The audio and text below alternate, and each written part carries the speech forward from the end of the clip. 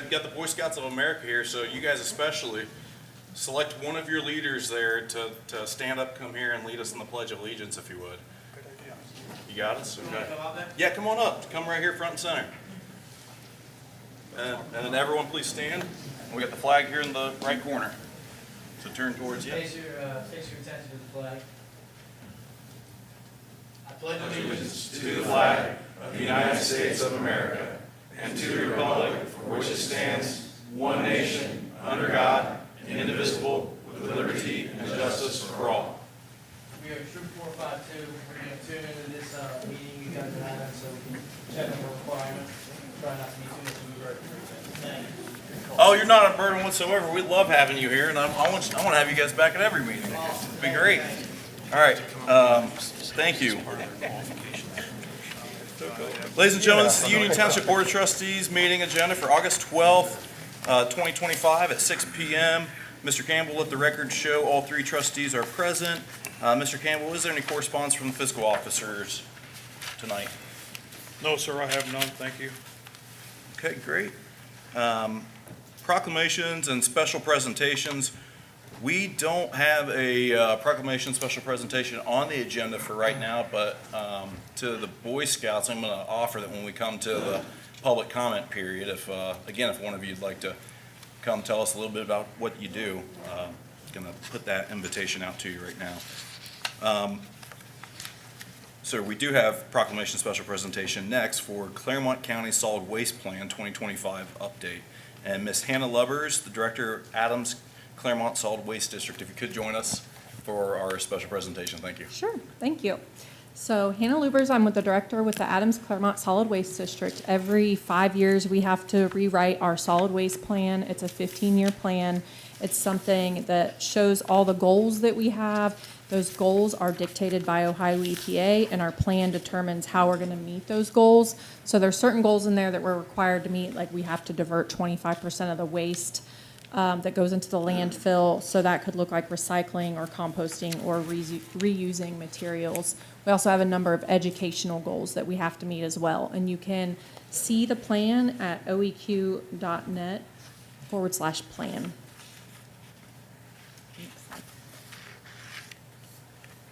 So currently, our existing programs, just to give a quick overview of those, is we operate 26 drop-off recycling sites in Claremont County, and then we have some in Adams County as well.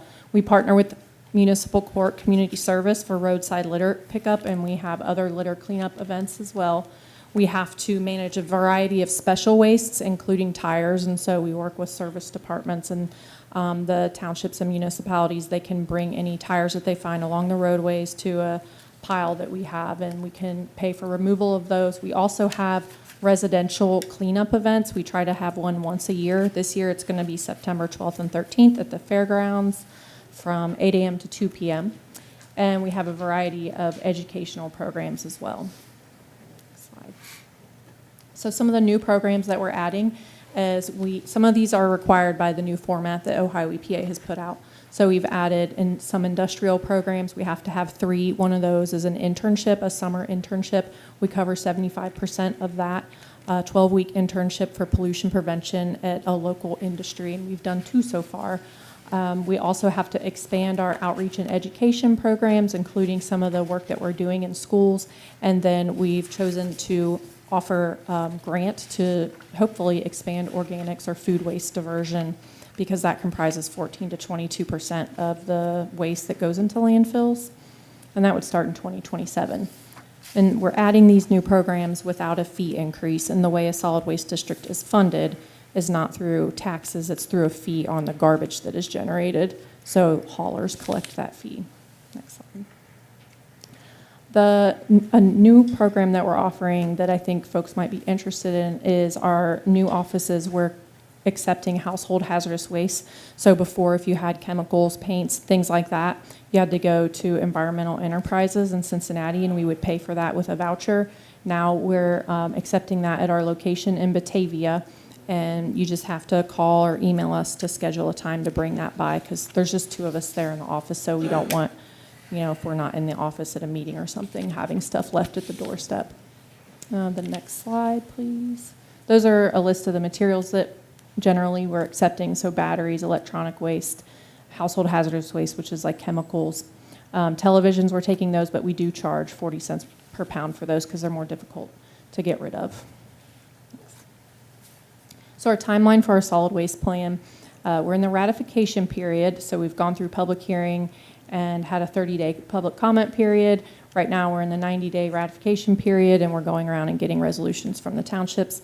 And we would ask for a resolution from Union Township approving the plan. The deadline for that would be September 14th. And that's all I have. I tried to keep it pretty brief. I know you have a busy agenda. This is my contact information, and we also have a website, acswd.org. If you're looking on how to get rid of something, recycle something, or any other information I talked about tonight, you can go there and find that information or reach out to me. Trustee Dills, do you have any questions? Mr. comments? Levers, great job. Appreciate you very much. Thank you for explaining that. Thank you. Trustee Becker, I know you have to. Absolutely, Good, Mr. good. Chairman. All right, good.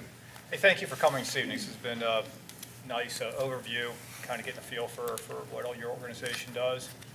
You said some key words, and maybe I almost jump out of my chair here.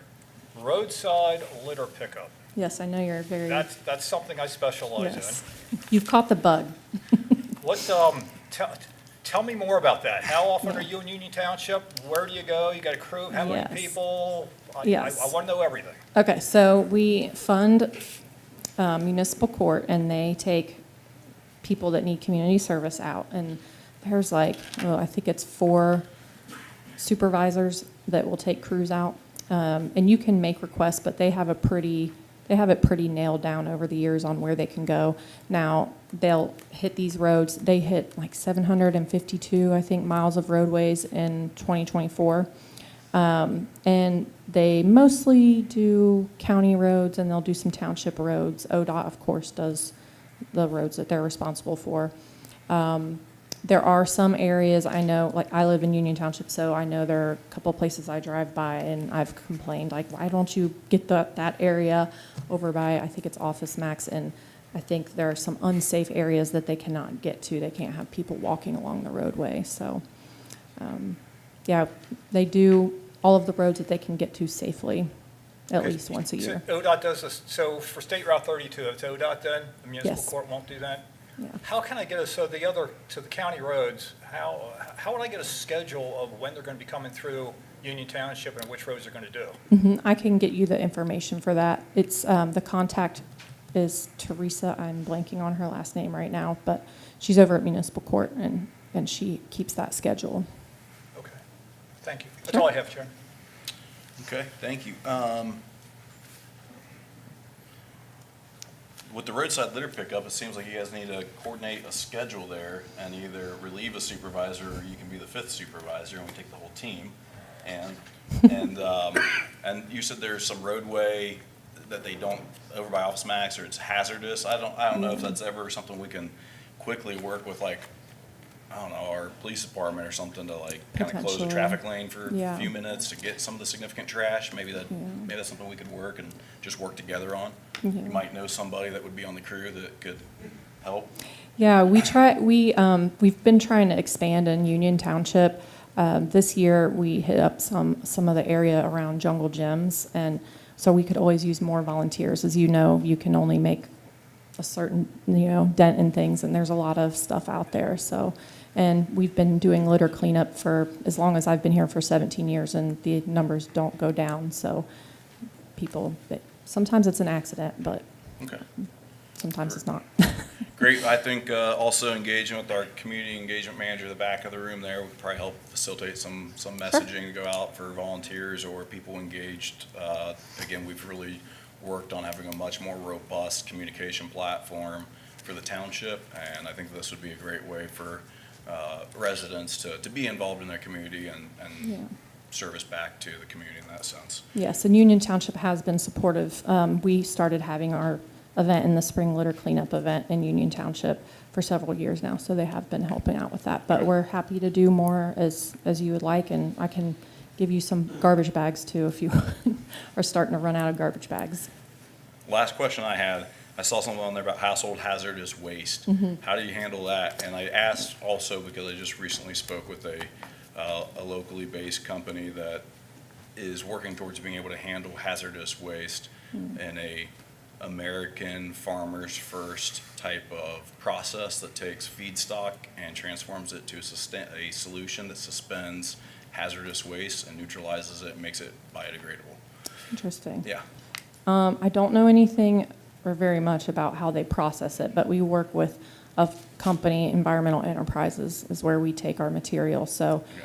It's a vendor. residents, yeah, we have a vendor. But, we can always work with different vendors if there are new ones coming to the area. But right now, residents can bring it to our offices by appointment. Okay.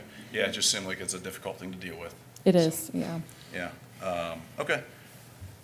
Well, thank you very much, and I think that if, also for your awareness, that hazardous waste impact is also something regulated by like Department of Transportation or federally, and our Congressman Taylor for Second District is on that committee as well.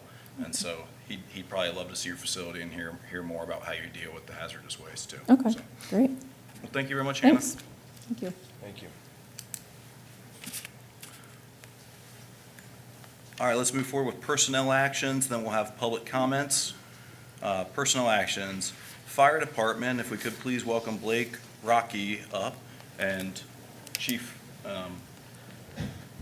Clements, if you could please introduce. Absolutely, thank you, sir. Tonight, I'd like to introduce and recommend Mr. Blake Rocky for consideration for the position of full-time firefighter/paramedic. Mr. Rocky is a 2012 high school graduate of Eastern Brown, completed his firefighter 1 and 2 and EMT basic through Southern Hills, and earned his paramedic certification from Shawnee State University. Mr. Rocky comes to us with several years of firefighter/paramedic experience, with the last 4 years being at Anderson Township. Blake has successfully completed all aspects of the hiring process, including a background, polygraph, and psychological evaluation. Blake has been extremely professional and responsive during this hiring process and will be a great addition to our team for many years. I would recommend a conditional offer of employment to Mr. Rocky as a full-time firefighter/paramedic at a rate of pay consistent with Step 3 of the collective bargaining agreement, effective September 1st, 2025, at 7 a.m. pending successful completion of a physical examination. All right, thank you. Gentlemen, do we have a motion to hire Blake Rocky for the position of firefighter medic Step 3 in accordance with the collective bargaining agreement, effective date September 1st, 2025 at 7 a.m., pending successful completion of medical physical examination, and I'll open the floor for comments following that motion. All right, so moved. Second. All right, let's Yeah. open it for conversation. Blake, you got your family here? I do, Yeah, absolutely. please introduce them. Yeah, who you got here? So in the back row here, we have my fiancee Kylie. In the stroller in front of her, we have our beautiful daughter Madeline. She's 2 months old, very new. Next to my daughter, my fiance, we have my future stepdad Jeff, and next to him is my mother Tammy. Next to Tammy is my future mother-in-law, Billy Walters, and her husband. Love it. Next to Randy is one of my good friends, Chris.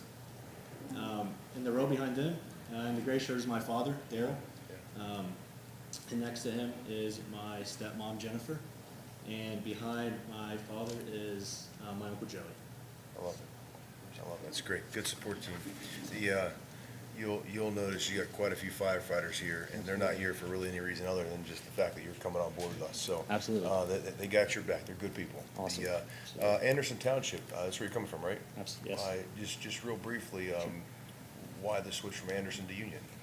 There's a few reasons. Like I've been saying, it's more about Union Township, less about Anderson. I was an Union Township resident for about 5 years. I lived in the community through some of the most formidable years of my life. So this is in most of my adult life, like home to me. So, I have that connection to the area. Beyond that, I've had to use the fire department on a couple 911 calls, one being at the Veterans Park, and then another one for someone I was with one time. And I was really impressed by how they were with the people I'd called for and how aggressive they were, and they just got in and got the job done, and I love that. Then being on mutual aid runs with them at Anderson Township, you know, I've always loved, like I kind of just said, how aggressive they were and how they got in there and got it done. And just with all those three things combined, you know, this is where I'd love to be. I love that. You'll notice that a lot of our guys here are here till they retire, so there's a reason for that. So it's awesome. Yeah, appreciate you coming on board. Absolutely. So I got Mr. Chairman. Mr. Becker? Hey, it's great. You brought a lot of family members with you. And sounds like with a fiance and some future in-laws, you got a great future ahead of you. Absolutely. I'm excited. And, I appreciate your interest here in Union Township and want to say welcome aboard. Thank you. Thank you. Well, one, it's tremendous, do I call it a mustache? It's a tremendous mustache they get to bring to the team here. Thank you, I'm thank sure that's what everyone's here to admire. I agree with that. That's great. And two, we don't have as many chicken joints as on Yeah. 125. That's the one thing they don't need. And so our good friends there in Anderson, it's always a good fun A lot of chicken comment nuggets. there. Yeah. But no, we're excited to have Thank you you. on the team, so Thank you. glad to have you joining. So with that, Mr. Campbell will take a roll call. Mr. Dills? Yes. Mr. Becker? Yes. Mr. Logue? Yes, Motion carries. congratulations. Thank you.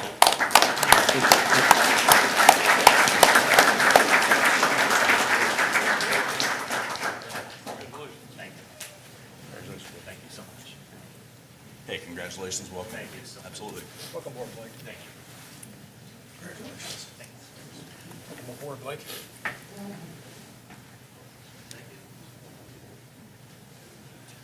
With that being the only hire, we'll go down and get the photo with him. Back here.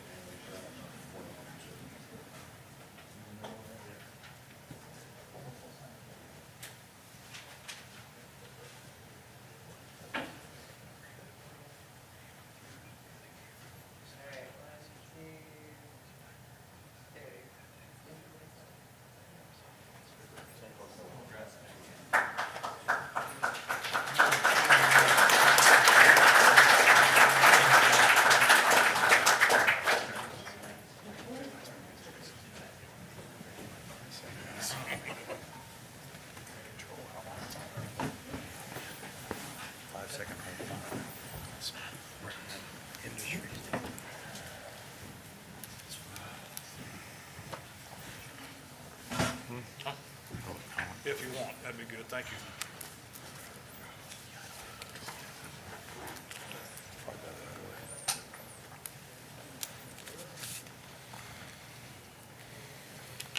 You got them all, Mike? Yeah. Okay, so moving forward with public comment, I do have a few public comment cards here tonight with topics for Union Commons, RUP properties, RUP properties, RUP properties. I understand you're here to speak on behalf of that, and it's really best that you speak during the public hearing portion, because that's the legal requirement for the public hearing and being a record. So thank you and appreciate filling out the public comment card, but unless you would oppose me saying it now, I'd say you'd be best to definitely share your comments during the public hearing portion of that case.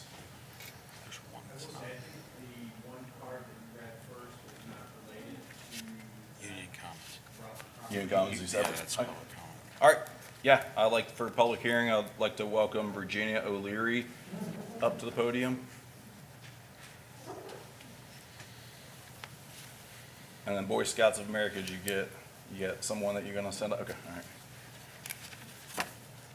All right, so this is Virginia O'Leary, and I don't need to swear you in for public comment, so the floor is yours. You have 5 minutes. Okay, thank you. You need I've never done this Name and address before just in my for, life. say your so, name and address for the record still, please, sir.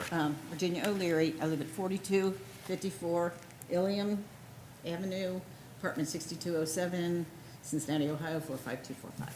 Thank you. like I said, I've never done this before, so I'm not really sure. But moved into Union Commons in January, the end of January. And I spoke earlier, we have so many problems over there, just so many. That the senior building, a lot of the people that live in the senior building don't feel safe living there. We have people that are under 55 that there's like maybe 2 adults that are supposed to be living there, and then they move in 4 more, and it's usually a 1-bedroom. The drugs are just, they're there. We found crack pipes. Some woman announced that she was a prostitute. You know, just different things like that. And we're trying to find a solution. The people here, the people that are sitting in the very back, we're all trying to find a solution on what we can do to make us safe. And we've tried to get phone numbers to call the people that built the building, but we're just hitting a brick wall. So, like I said, I don't know what to do. I worked a night shift job, and I would come home, and I would hear voices, but I didn't know where the voices were. I carried mace with me when I came home at night, because you just don't know. So, and like I said, there's been several times we've had to go to the office and say, oh, you know, there's like 5 people living in an apartment, and they'll say, well, we'll take care of it. We got it under control. I went to them a month ago, and there's 6 people living in a 1-bedroom, and they're still there. So, don't know what to do. So if there's any way we can get help to find numbers, we'd appreciate it. I have a question, Mr. Chairman. Is this Union Commons, we're talking about the same area that's down where the swim club used to be on Icolts? That's like a brand-new building, right? Yep, only been open since And it's December. that kind of condition now with these kind of problems? Oh, yeah, Mr. the police were there Becker, today. No. I think they arrested somebody That's- out of there no, today. That's different. That's the union down there, Oh, Silver, Glenasty. okay. It's the old Glen Estee site, sir. Yeah. Yeah. My mistake. The Okay. old Glen That's Estee why I site? asked, I wasn't sure. What I would recommend is that I'm not from this side of town, I'm from the other side of town. So I don't know. Yeah, and you got that information now? right now, I got it right here. And Go ahead, please. is it okay? Yeah. Okay. Ma'am, can you provide me with your contact information? Mr. Redwood, we got it. I'll write it down for you. Yeah, you got it right here. You have it Okay. right here, phone number and everything. Is there an email on there? Yeah, There is. Okay, perfect. We will reach out to you with myself and the police department, police chief. okay. And I've been to the police department Yep, several well, times. You might have to come back one more time and we'll have a meeting. We can host you here too. Okay. But Can I bring other people with me? you can bring as many as you want. Okay. And we'll absolutely get this under control because, yeah, we will take care of this. Well, I appreciate mean, it. and what's sad about it is they're the most defenseless people, the Yeah, elderly. We, flat out, Yeah. we will intercede. and Okay. I will work with the chief and we will take care of this. Thank you, I appreciate Thank it. you. Okay. I got a few questions on that too, but I'll let you guys get some of the information on that. I don't know if that's part of that issue of the voucher or short-term housing. Okay. No, it's classified as an affordable product. It's not a Section 8 product. Actually, their market rents are comparable to across the street. Okay. Same price per square foot. Okay, interesting. I think I've done the analysis. I think Mr. Becker had asked me to look at some lease rates or whatever a while back, and their lease rates now are comparable, but there's a threshold that you qualify. So what it does is that housing's available, so it doesn't get snatched up by people that make 6 figures a year and bunk 2 to an apartment, so that it provides an opportunity for people and seniors that are in an income band necessarily, that they can get access to that. Okay. But it's not a voucher program, it's not Section 8, it's not government-owned housing. It's basically, there's a tax credit associated with that, so. Is that more of the workforce? Workforce, yeah, and then the senior Is that- housing is that component. is that one of the newer build? Yeah, No? $90 million bill. Yeah, okay, that's what I thought. Okay, that's why it's a little bit of a throw off. Okay, appreciate that. Yeah, do we have any other public comments? I'm gonna, invite the Boy Scouts of America to volunteer. Public comments. So I get your, You want me to address my yeah, name your real name, quick? name and address, and then. I'm Zach Smith, Zachary Smith, 1350 Deer Ridge Estates, New Richmond, Ohio. I'm going to speak on behalf of the Scouts here. We are Troop 452 out of Union Township, or out of Danbury Council, and we are here to complete 2 different merit badges. I don't know if the court is familiar with the rankings of the merit badges, or the ranks you have to go through to get Eagle. But in order to get Eagle, there are 2 badges you need, what is it? Citizenship and Community, and Citizenship and Society, and communications. And for 2 of those requirements, you are required to attend an in-person meeting on a committee meeting that addresses some sort of issue, and just perform your listening skills, and that's what we're here to do today, and demonstrate that our troop's able to do such a thing. I hope we haven't been too much of a burden, but that's our goal here today, is to get our requirement done and kind of get out of here. That's great. I appreciate it. We got any questions, Trustee Dills? Trustee Beck? Give me a 30-second elevator pitch. I did not do Boy Scouts as a kid, and Right you know, on. I was always interested but never did. So, kind of give me like a 30-second elevator pitch of what you all do on a So- weekly, monthly basis. Right on. So we meet every week on a Tuesday, and our motto is "The Scout is Prepared." So the idea is, once you get out of the scouting program, once you get into the real world and you're actually dealing with everything, you're able to be prepared for whatever's coming at you, work, life, Yeah. family, whatever it is. And we teach life skills, we teach survival skills, we teach whatever it is that's going to help you throughout your life. And on Tuesdays, we meet and we'll knock out requirements that'll knock you higher up to get the Eagle, which is your end goal. And then we go out during the summer. We do a lot of camp outs. It's once a month we'll go on a camp out, and then we'll go on a week-long trip out to summer camp. This last summer camp, we actually went down to Georgia. Fantastic facility. It was awesome down there. I assume everybody loved it down there. It was pretty great, but a lot of bonding, a lot of working on what you're going to do when you're out of the program. Zach, can I ask you how old you are? I'm 17. Very well spoken, by the Thank way. Very well spoken. Yeah, you got a gift. And, Thank you. Hey, I got to call someone out. Sorry, real quick. Where is Miss Lynn's son at? Where's he at? Right there? I tell you what, this township loves your mom. She is probably the best. I said the best Union Township citizen leader in this township, and I said what I said. And Thank you. I promised I was going to meet you because I was at the police night out on Tuesday, Wednesday, or Thursday, and I told your mom I was going to meet you. So good to meet you, young man. Yeah. You're welcome. That's all I got, Mr. Chairman. Thank you. Trustee Becker, anything?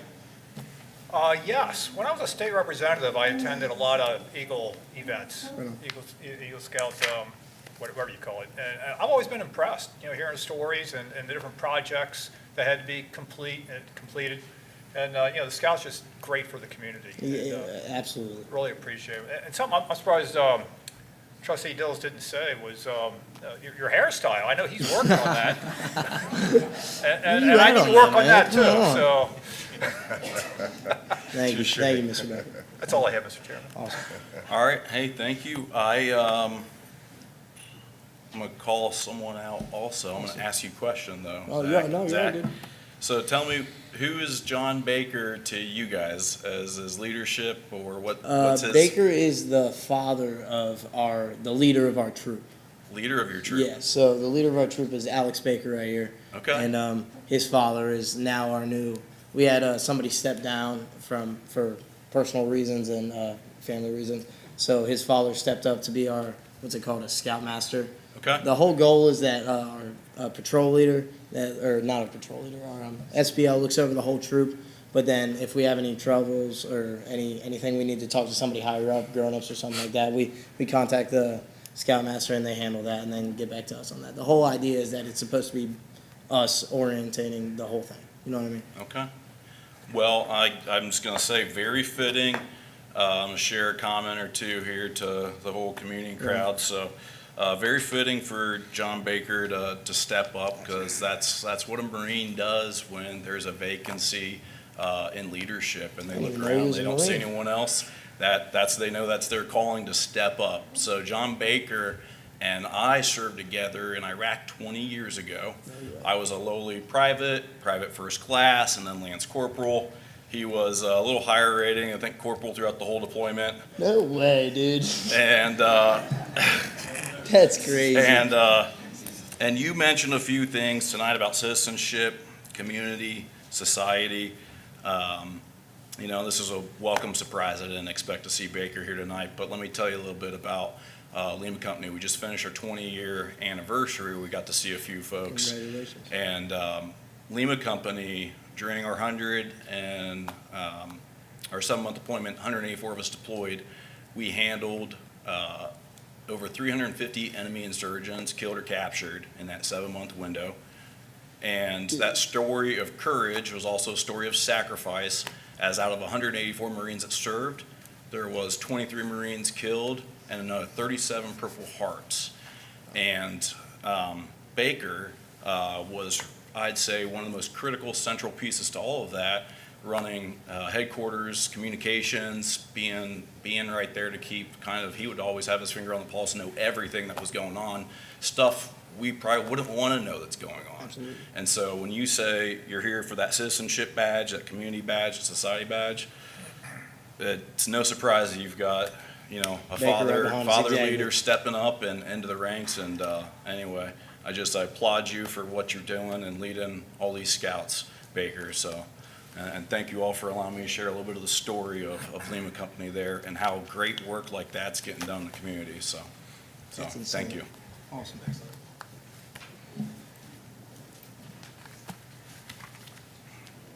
All right, any further public comments tonight? All right, we'll close public comments. We'll move on with department reports. Fire and Emergency Medical Services, Chief Austin Clements. Thank you, Mr. Logue. Before I get into my report, just a couple of comments. Just want to thank all the men and women of the fire department that showed up tonight to support the new hire. They do that, anytime we bring somebody on. I just want to acknowledge that. And then to the scouts that are here, a lot of the skills that you're learning through this program are skills that a lot of the men and women of the fire department learned growing up. So when you're starting to talk about careers, consider the fire service as be a good opportunity for you. So good luck to all of you. So with that, in the month of July, the fire department handled 166 fire and service calls, 560 EMS details. We transported 537 patients. We made patient contact with 537 and transported 432. We completed 760 hours of training. We're involved in 12 public education details, hosted ride time for a total of 72 hours, completed 1 life safety inspection and 10 inspections with the Clermont County Building Department. And that concludes my report. Thank you, Chief. Trustee Dills? Chief, good job. Appreciate you guys on Police Night Out. They did a fine job. It downpoured for a minute, and I thought the whole night was going to be ruined, but you guys did a good job, so appreciate you being a part of that. So, yeah, well done. Trustee Becker? Yes, Chief, couple of things. So Trustee Dills and I attended the Quint pushing. So I guess I got three things for you on that topic. Tell the public why the fire truck had to be pushed into the bay, and where did the name Quint come from? What's the history behind it? And what are the 5 things a Quint fire truck does? Sure. So the push-in ceremony that we held that you attended, Mr. Becker already kind of knows a little bit of the history. So prior to the apparatus that you see today, the fire department was operated with horses. So horses would pull the equipment to the scene. When they would get back from a fire, the horses were not able to back the equipment into the stalls, so the horses were unhooked, and the crews would have to push that equipment into the bays. Over time, that's kind of evolved into a tradition, and it's evolved in which we kind of took on with this new truck that we just took ownership of, where we didn't actually push it, but we put it in reverse, and we acted like we kind of pushed it into the bay, signifying that the truck is now in service. So more ceremonial at this point than anything. And to answer the question regarding the Quint itself, There's no real cool story on the word quint. It was just essentially, it does 5 things, like you said. They just use it's got 5 characteristics to it. So in order to be qualified as a quint, the apparatus has to have an aerial device. So ours has a 75-foot ladder on top of it. It has to have a pump to pump the water out. It has to have a water tank, which ours has 500 gallons of water on it. Also has to have fire hose, and it has to have ground ladders, which ours has as well. So those 5 things make up a quint. Okay. So that's not an acronym for anything? It's just, Unfortunately, it's not an acronym. There's no, all right, that's just what it is. fair enough. Okay, thank you, Chief. Absolutely. That's all, Chairman. Have you been at the top of the 75-foot ladder? I have not. My position now, I don't foresee myself ever needing to get up there, but I can promise you if I have to, I can do it. All right. I was all on right. top of it. Prove it. Have you done it? It was in the bay, but, You're on top of it? on top of the truck. Can we get Mr. Becker on top of the quint and just maybe extend that ladder? 75 feet in the air, not happening. No. Thank you, Chief. All right, moving forward, Police Department, Chief Anthony Reese. Thank you, Mr. Logan. The month of July, the Communications Center handled 4,959 calls for service, police, and fire and EMS, and 5,435 total calls. Our record section processed 460 juvenile and adult court-related documents for court. Our records clerks processed 115 court notices requiring an officer's appearance in court, handled 6 Rule 16s for the prosecutor's office, issued 1 vendor permit, handled 177 records requests, and redacted 10 body camera videos. In the area of public affairs, officers conducted several citizen ride-alongs, and our officers participated in a community event, 4th of July parade, back at Shaler Crossing. We also had our crime prevention trailer to St. Thomas More Festival, which our CPA alumni were good enough to host for us during the festival event. In the area of operations, Patrol Division took 304 incident reports, 105 crash reports, made 493 traffic stops, issued 170 citations, 329 written warnings, made 72 criminal arrests, 81 traffic arrests, and served 55 warrants. Our Honor Guard participated in one event during the month of July. It was the 7th annual Back to Heroes Rumble Car Show at West Claremont High School, where they presented the colors. The month of July totaled 176 hours of training for our police department employees, and we currently have 2 open positions for the position of police officer within the department.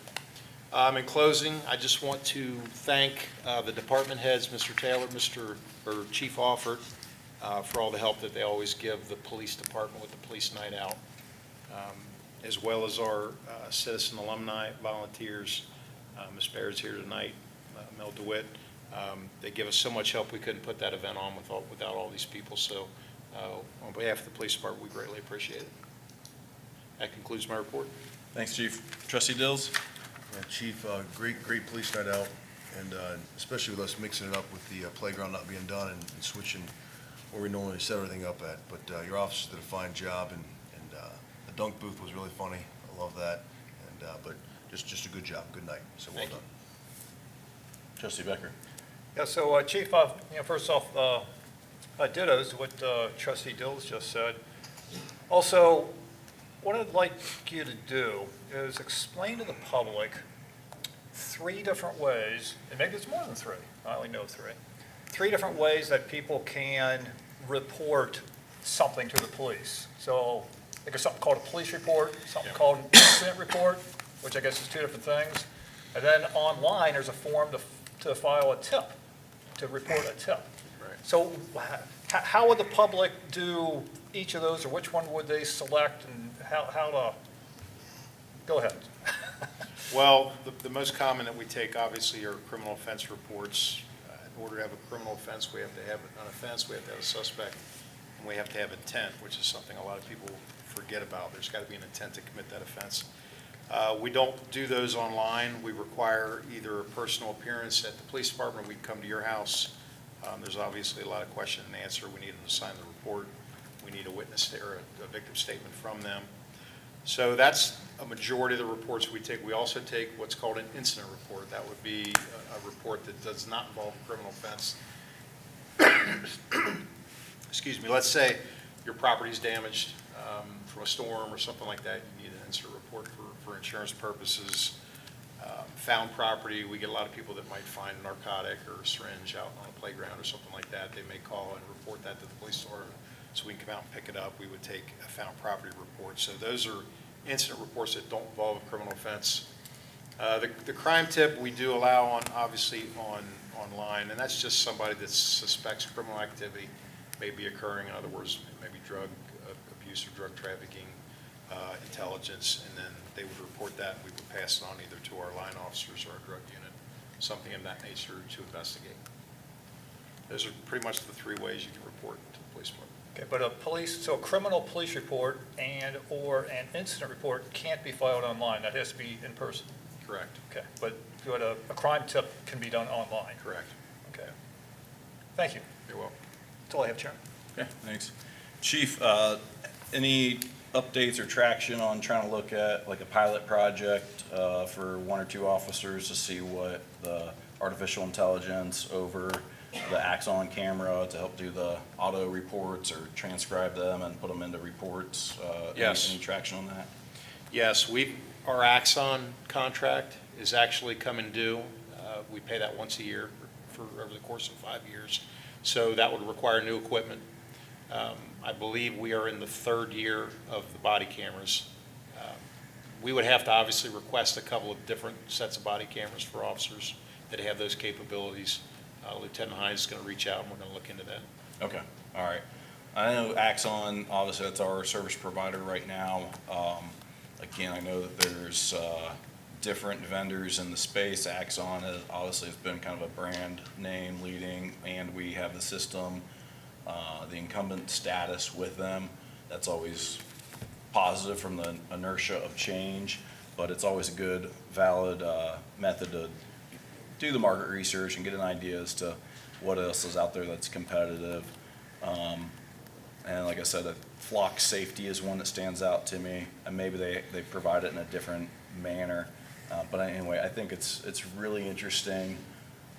And again, if we can get and use technology to at least, if it's not today and right now, it's something that is coming in 3, 4, 5 years that can free up our police force and fire, whoever it may apply to, but free up our police force specifically to be the policing activities that they're doing, that they're already doing wonderful and great. But if we can take that administrative burden off of their job with the initial draft of their report based off of what's being captured around them, that's, to me, I think would be rather valuable for saving time, saving money, providing a better service to the community. So I'm going to continue to kind of follow that space and be interested in it, but it's not going to be just a police thing. When I talk about that space and use of technology, it's all the way over through our kind of, even financial management side in the future too. The stuff that can start to take back office activities and automate them through auditable, transparent type of workflows. It's called agentic AI, and so it's going to be interesting over the next few years. So thank you, Chief. So moving forward, Service Department, Mr. Taylor. Thank you, Mr. Loeb. In the Cemetery Division from July 1st through the 31st, 15 burials were performed, generating $8,500. 14 resident graves were purchased, generating $9,800. 1 non-resident grave for $1,700, and 4 columbarium niches were purchased, generating $8,000. The total amount generated for the period was $30,658. In the Parks Division, landscape area maintenance continues on all township properties. And in the Roads Division, the Road Department repaired 55 potholes on a total of 8 township streets. And staff from the Road Department completed a total of 29 work orders, and 381 feet of ditching was also completed on multiple township roads in the right-of-way throughout the township. And that concludes my report. Trustee Dills.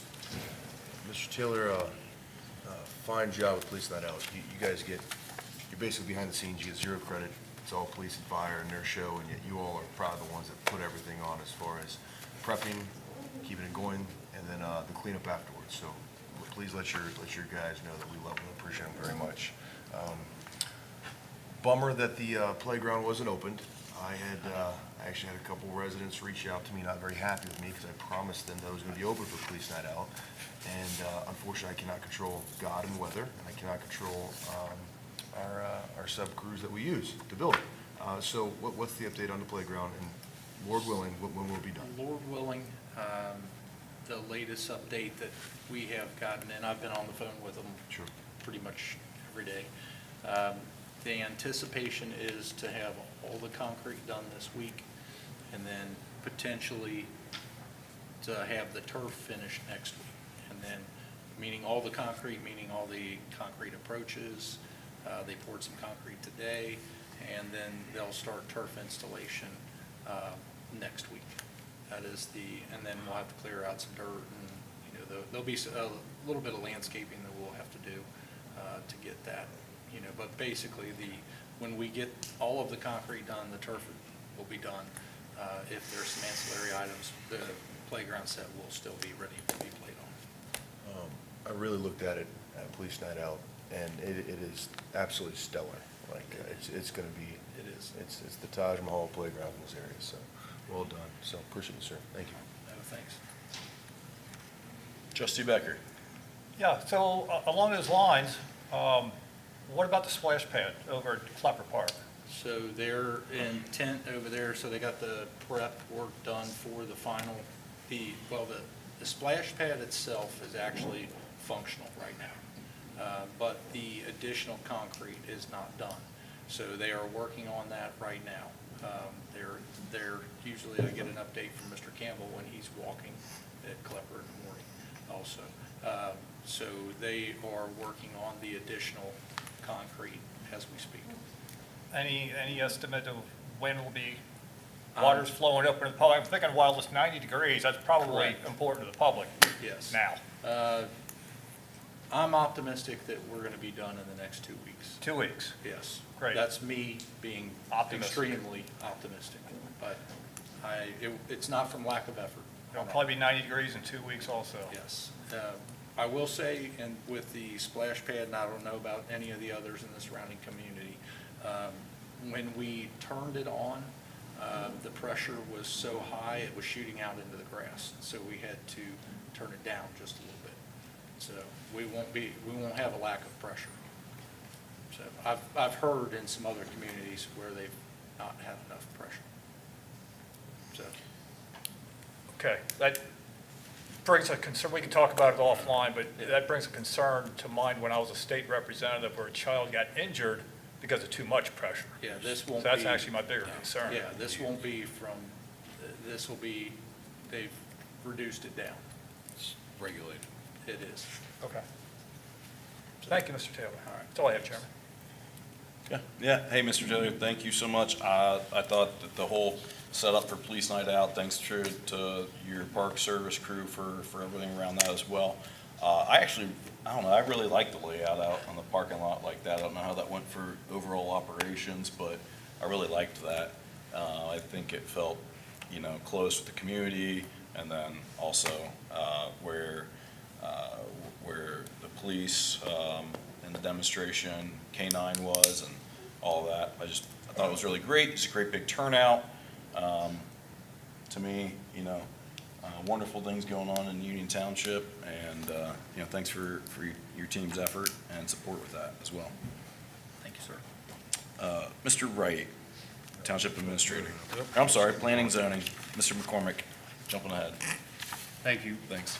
For the month of July, in terms of zoning inspections, we had 47 inspections, 11 complaints, 2 of which were unfounded, 7 warning citations, 2 15-day non-compliance letters issued, 18 cases resolved. We had 526 illegal signs removed. We had a couple different people that were posting the same signs all over the township, and even the zoning inspector had to pick up some signs, so that figure is higher.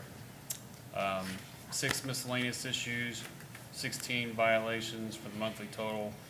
37 re-inspections of violations, and 3 nuisances filed. In terms of the permit activity, we had 1 commercial permit, 6 changes of use, 2 signs, 1 temporary sale permit, 4 single-family homes, 1 multifamily dwelling permit for 59 units, which was the provision living site. More of those duplex or quad living units. 7 additions, 4 decks, 3 accessory permits, 19 pools, fences, for 48 permits for the month, and a total revenue for zoning permitting of $17,227 and $150 going towards the fire department permit review. We also, I just wanted to highlight a couple things. If anyone's been out to the Mount Carmel area, McDonald's is really coming together fast. Wawa's well underway. Both of those are anticipated to be finished by the fall. I have been going through the Mount Carmel area for the grant that the township is offering, and we have a couple applications in hand, and we expect several others. We have some interesting projects that are going to be coming in, perhaps 1 or 2 for overlay cases. And then the Cove project, if you remember that, is going to be starting here anytime the next week or 2. The site work already started. The Dollar General property closed, and they'll be moving forward with that. And the only other thing I was going to mention was that the mural that we in part funded is nearly complete over at Jungle Gyms, if you want to take a look at that, or I can send you a picture.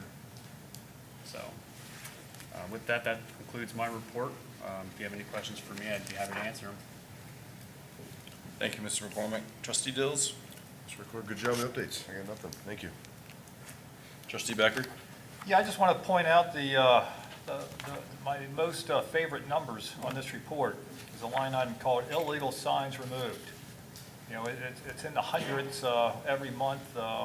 Month of July, 526. That's a record year to date, and that's something I appreciate, and I know the public appreciates. I even get phone calls, or not phone calls, but people do reach out to me, you know, telling me about the signs in their neighborhoods. So, you know, I've gone to get them myself, which I don't mind doing, but, you know, point being is a great service to the community. That's all I have, Chairman. Thank you. Now, Mr. Wright, Township Administrator. Thank you, Mr. Logue. You got a whole bunch of project updates tonight, so I'll spare you the repeat on that. But needless to say, the weather and the pace at which private party contractors work leaves a little bit to be desired. Mr. Taylor's much more optimistic than I am, but I'm going to make sure that it is my mission that I make us a priority so that they make us a priority on all of these projects. The lighting on the trail has started, so we got some light bollards, and actually good news this week, contractor may be on the Civic Center earlier than we started to get some surface pavement and stuff in, so we'll time all that accordingly with Duke Energy, just through our standard construction coordination. New retention schedule that was adopted has been approved. Just got to update the policy document, get it out to all the departments, just some record-keeping stuff. We've requested release for the carbon reduction grant. Mark continues to deal with ODOT and OKI on that. I feel like we're playing a game of who's on first, but he continues to push that forward diligently with the hope that somebody will authorize that funding. With regards to mobilization on the service garage, we are working on those improvements. So they're working on contract documents right now, wrapping that up. Chief Clements continues to explore a regional training tower capital grant and educational partnerships that are required with various joint vocational and, secondary schools. Just because I think that's going to require an educational component to get some consideration through the Port Authority review process. So he's doing a good job garnering that support. Another update, we're on track to file an OPWC application in conjunction with the county for Elmont and Vermona and Old 74 drainage and roadway improvements. So because we haven't had an OPWC project in a while, we'll be the lead sponsor. That makes us fairly competitive in that, and they'll be a funding partner. So all that work is ongoing. And then just a couple other items to note. The BZA will hear 4 cases in September, and we'll have some TIF and RID extensions before the board in September as well. And thank you to all of our departments here at the township for another stellar police night out. You know, every time we hold an event, I am just incredibly impressed at the job that our people do. And I am very privileged to have the opportunity to work alongside each and every one of these people here. So that concludes my report. Thank you, Mr. Wright. Trustee Dills.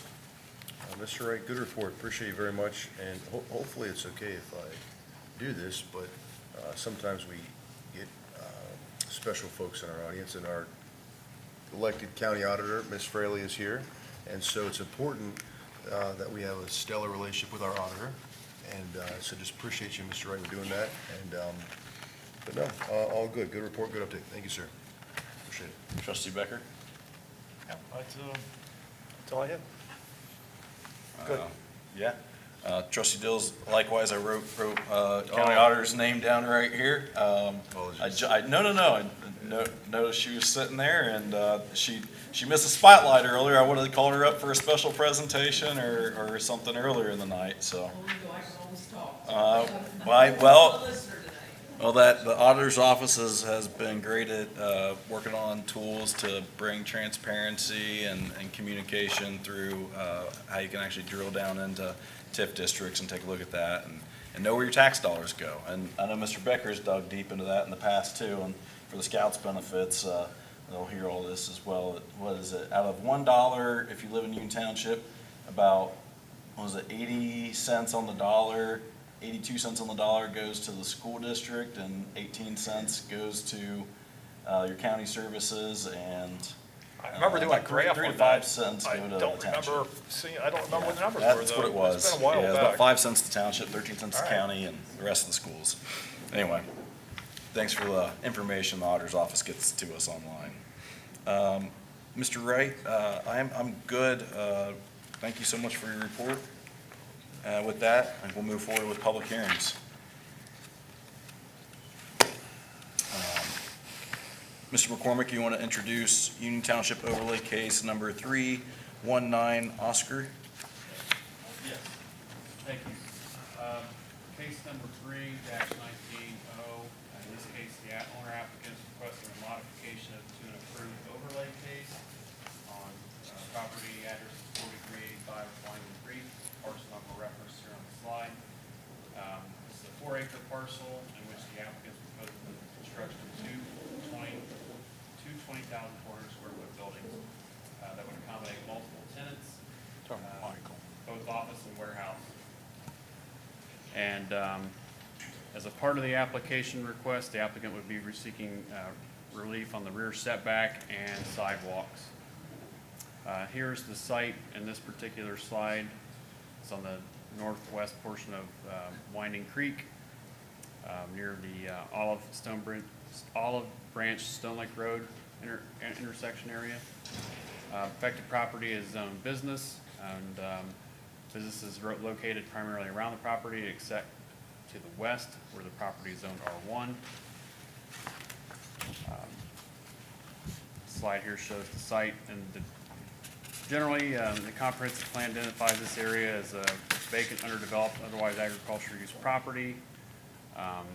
Southern portion of the corridor zone is a mix of B1, business, state residential, and M1.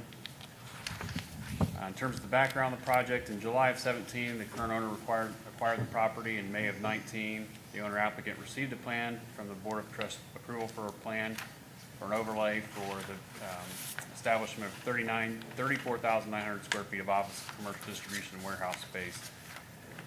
That overlay plan from 2019 has not been advanced, therefore the applicant is seeking to amend and update the plans in accordance with the township's current procedures, which brings us to Article 13, Section 1311, the procedures that we're operating now for major amendments. This is the proposed plan overlay. You see the two buildings here in the slide, circulation patterns around the property. Conscious effort to conserve some existing vegetation here in the southern southwestern corner of the property. This is the oblique imagery in terms of what's there, more of a 3D view. This is the actual plan view, the more up-to-date plan. This is an example of the interior building layout.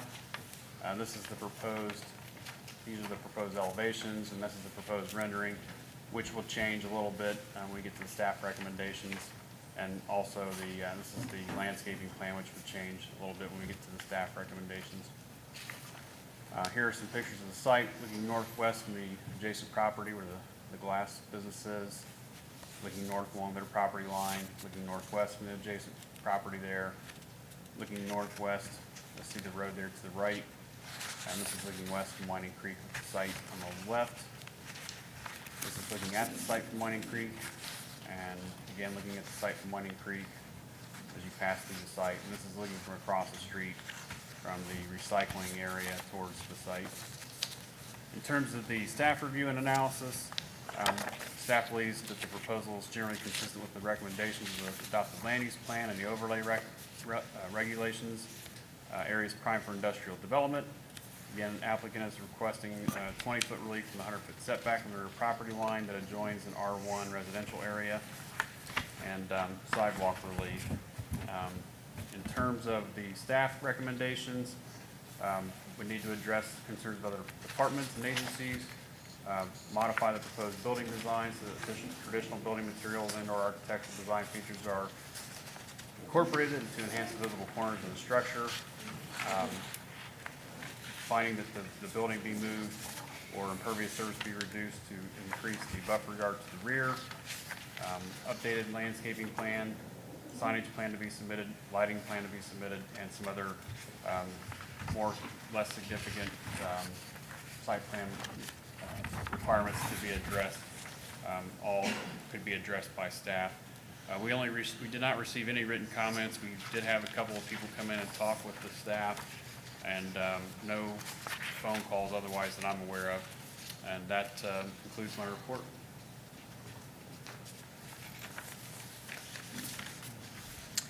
All right, thank you, Mr. McCormick. Trustee Dills, do you have any questions for Mr. McCormick on the presentation? I do. Mr. McCormick, you said surrounding is all commercial business except for the west, is that correct? Yep, this here. If you're looking at the slide B, So what's obviously behind it. southwest, or I guess southwest, so, all Yes, right, I see. west and southwest, all these are, So all four of those is all residential, correct? yes. And then across the street's opposite 32, or to the right, what's to the right?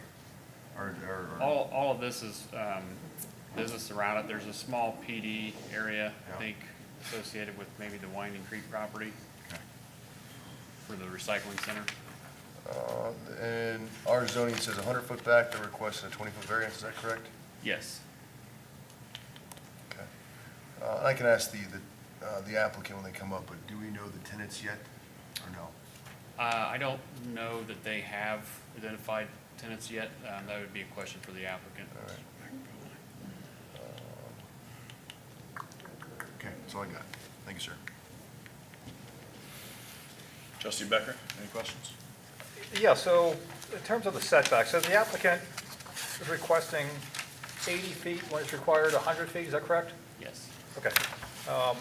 Is there another side that they're requesting, or is it just the one? It's just the rear setback. from The rear setback was the building only to one? the residential zone property. So I was looking for, because I thought I saw the 80 feet earlier, and I'm not finding it right now. Okay, just want to make sure I remember that correctly. It's proposed to be 80 feet, and it's a 100-foot requirement. Okay. All right, that's all I have, thank you.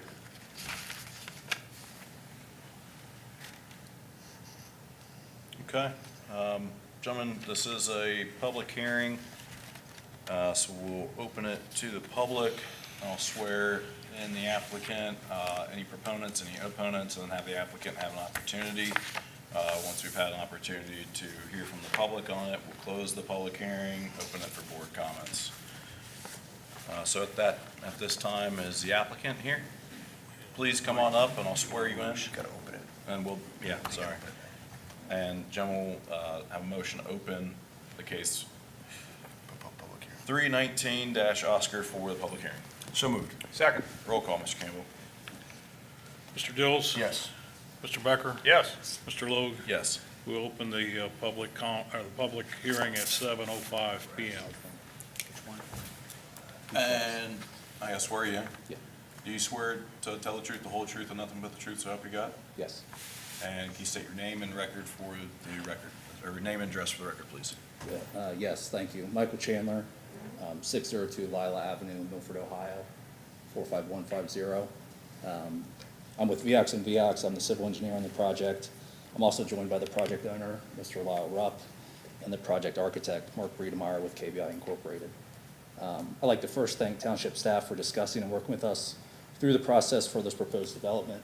Mr. Rupp and the design team greatly appreciate the time Mark, Blake, and Corey have given to us to meet with us, discuss our objectives, provide honest feedback on the direction of the project, and a thorough staff report that was prepared.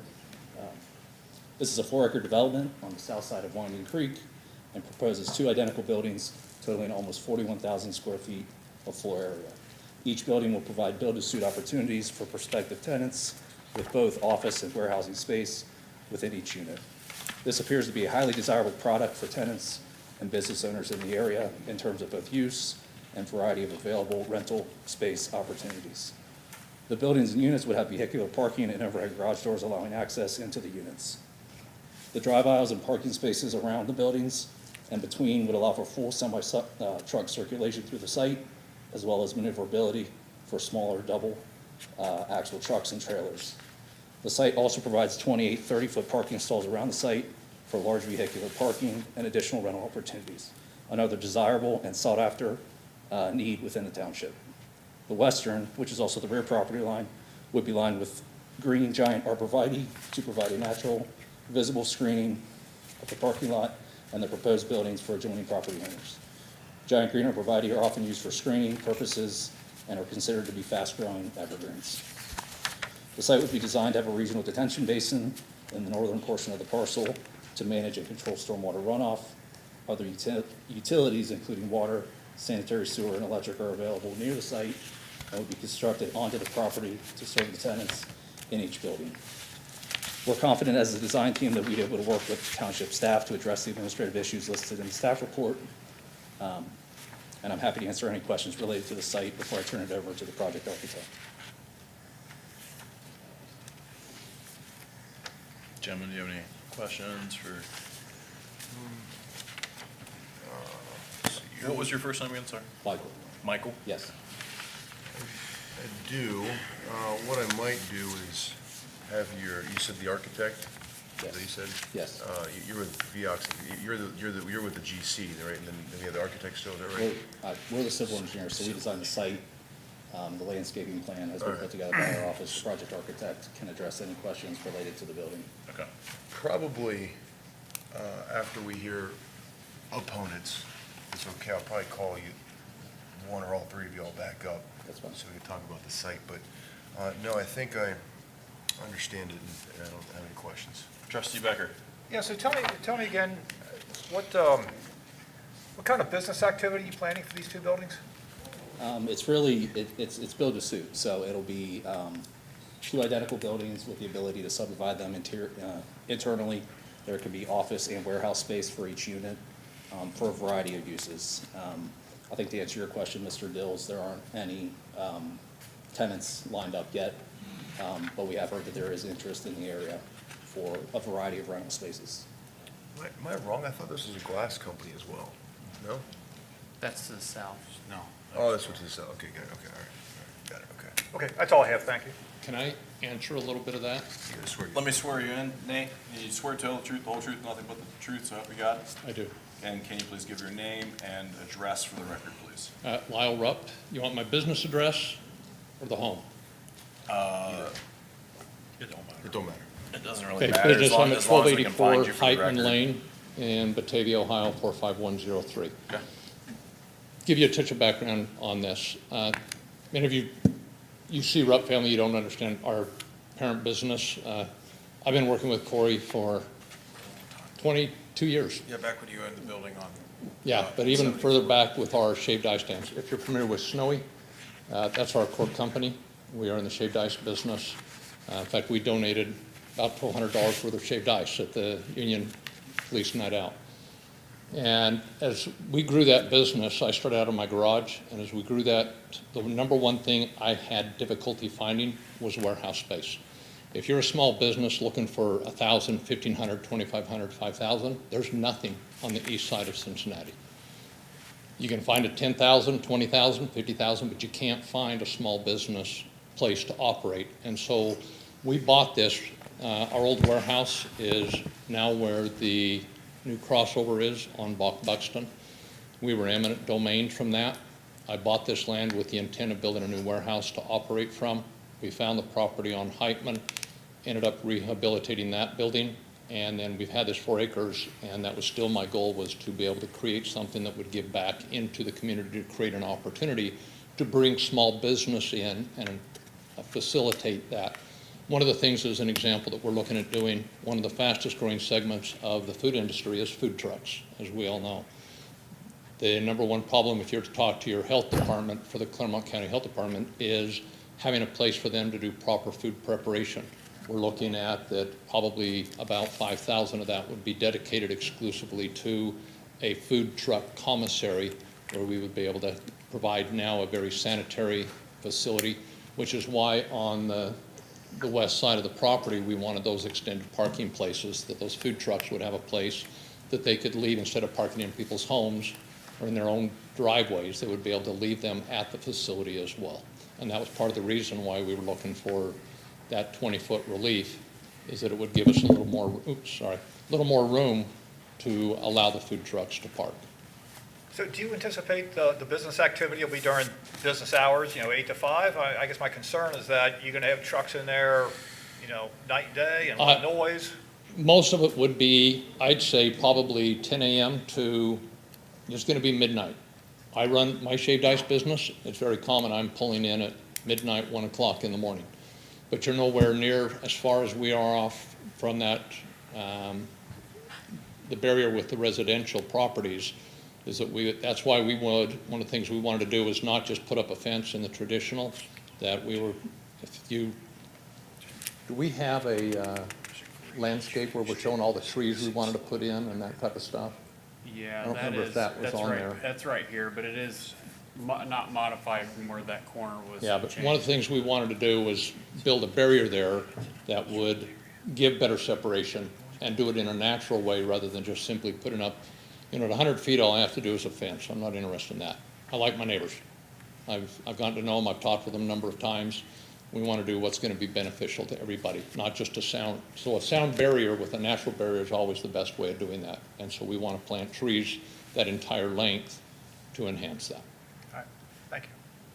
That's all I have, Chairman. I'm going to call him back up after I hear the opponent, so if that's all right. Yeah. You want the architect? That's up to y'all. But I'll definitely have follow-up questions. Sure. Yeah. First, I'll address the Boy Scouts. Oh, sorry. Swear to tell the truth, the whole truth, and nothing but the truth, so help you God? I do.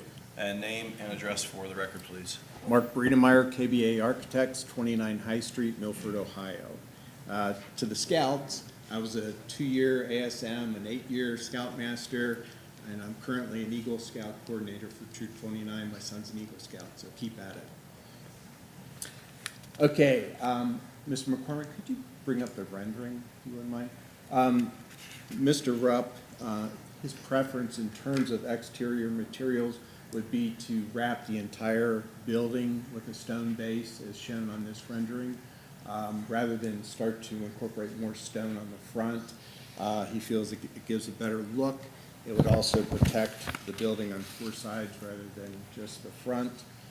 It's also in line with what has been permitted at the recycling center that's across the street. So as we work with the staff to come up with the aesthetic, that would be our preference, is not to introduce any more stone on the building, on the front of the building. And that's all I have to report. I'll come back up when requested. Mr. Chairman? Did you have any comments? No? Mr. Baker? Okay. All right. Thank you. Thank you. At this time, we'll welcome any proponents of the case up.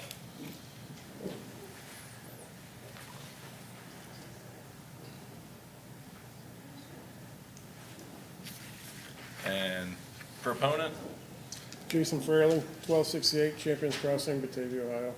do you swear to tell the truth, the whole truth, and nothing but the truth, so help you God? I do. All right, thank you.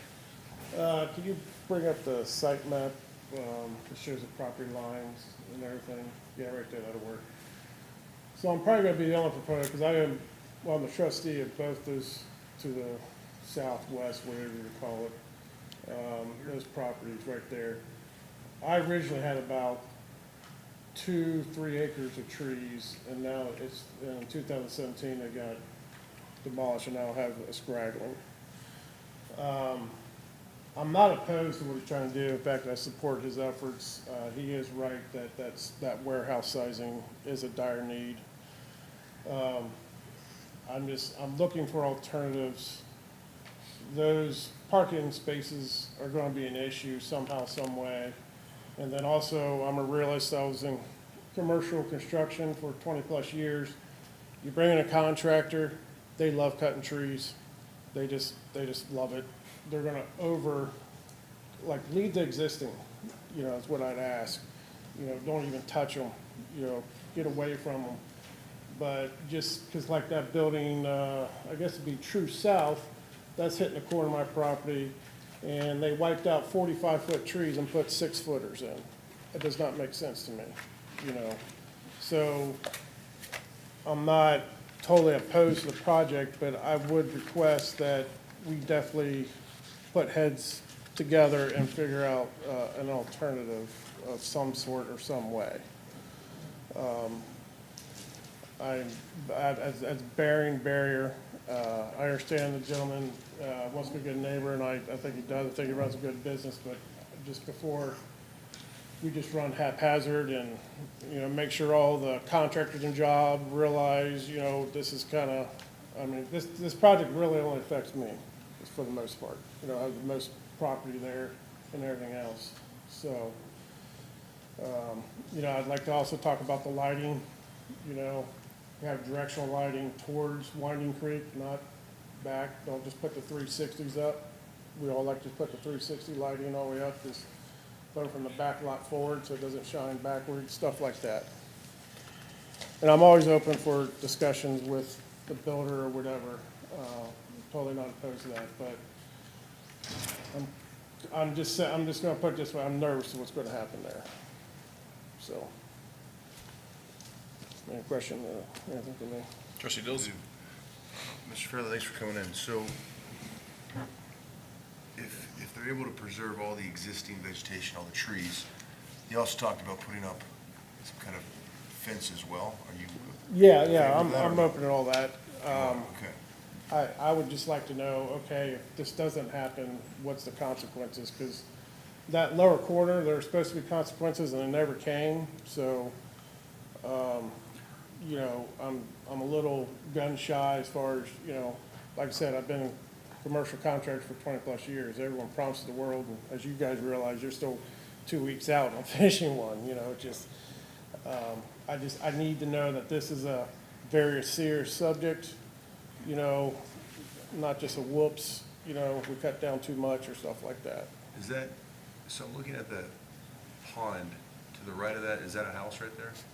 What is that? Yeah, so. Right there. Yeah, so that's a cabana or something, that's the pond. My house is forward there, and then we also, on that lot up there is lower.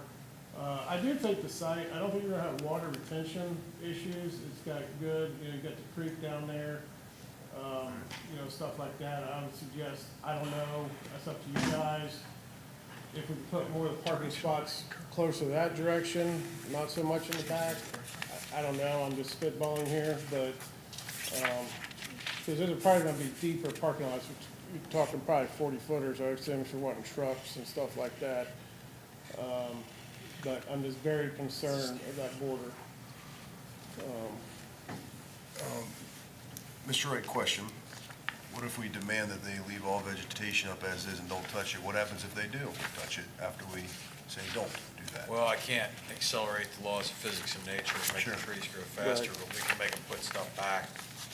And, I mean, that's the only problem. But, you know, what we rely upon is, you know, we come to an agreement on a no clearing zone, and we would request that they stake it before they engage in excavation activities. And you know, Mark can go out there and look at it and verify it. You know, there's fines.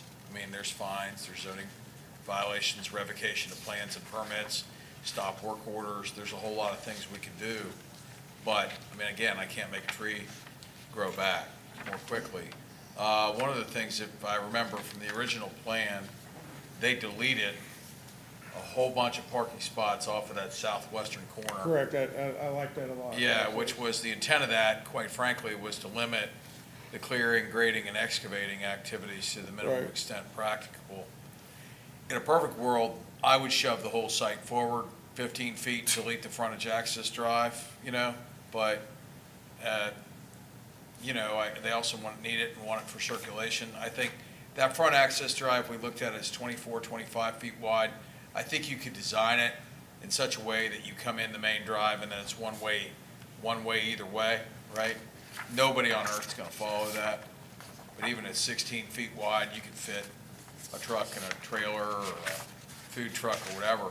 The reality is the bulk of the site, the service activities on the site, the semi-truck deliveries are not a problem because it's not as though Winding Creek is a very busy road. So, I mean, we have semi-trucks, everybody's seen them. They stop in the middle of Old 74, they stop in Mount Carmel. When you got a load you gotta drop, they're gonna stop, and it doesn't really matter, and there's not a whole lot we can do, except get them on in a hurry, right, Chief?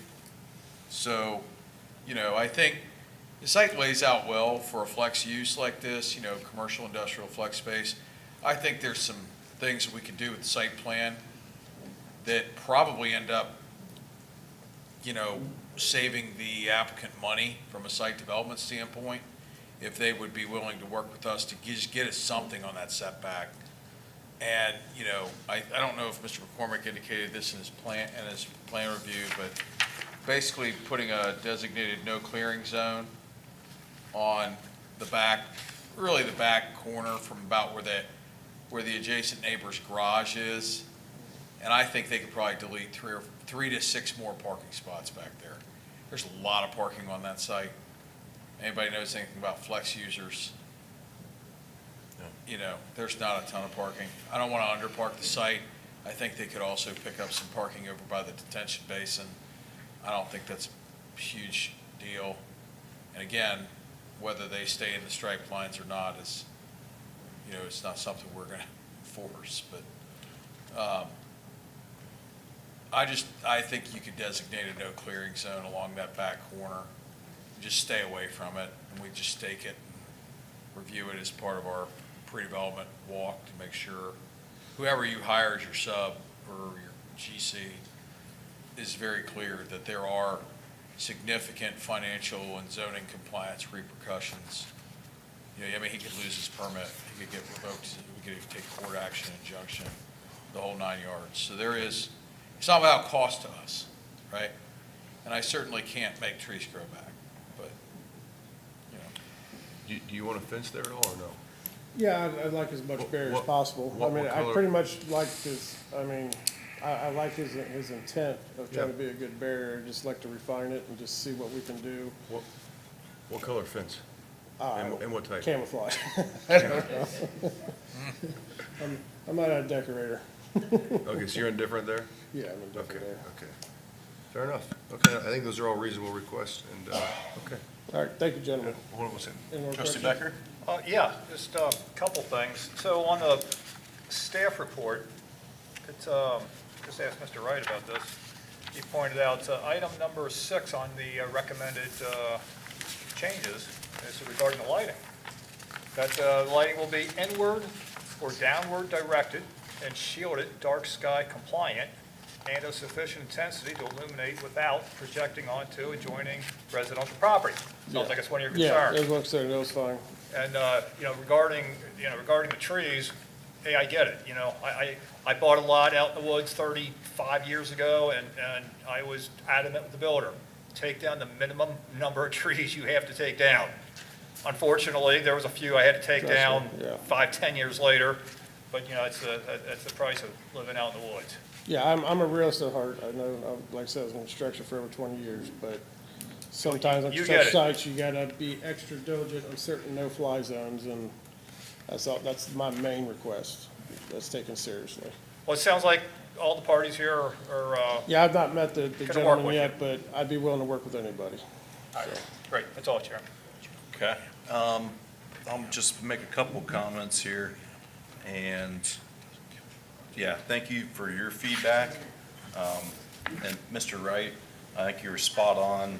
At least those are a couple significant questions that I initially had.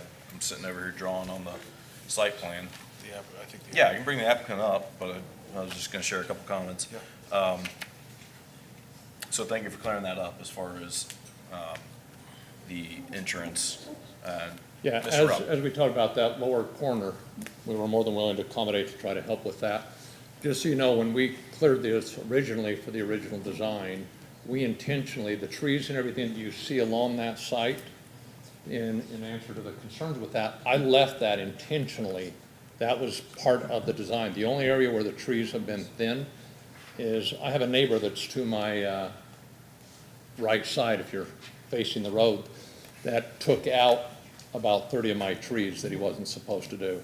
And I still don't know why, but we've had our little war zone in regards to that. But against the property line, especially against the residential, our intent is to leave those trees. The only thing we want to do is enhance that with additional.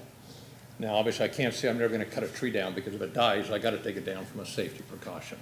You know, we have to do proper arbor treatments in the things that we're doing, but our intent is to enhance what's there, not to take away from it. I'm not wanting to put up a fence and wipe everything out. That doesn't benefit any of us.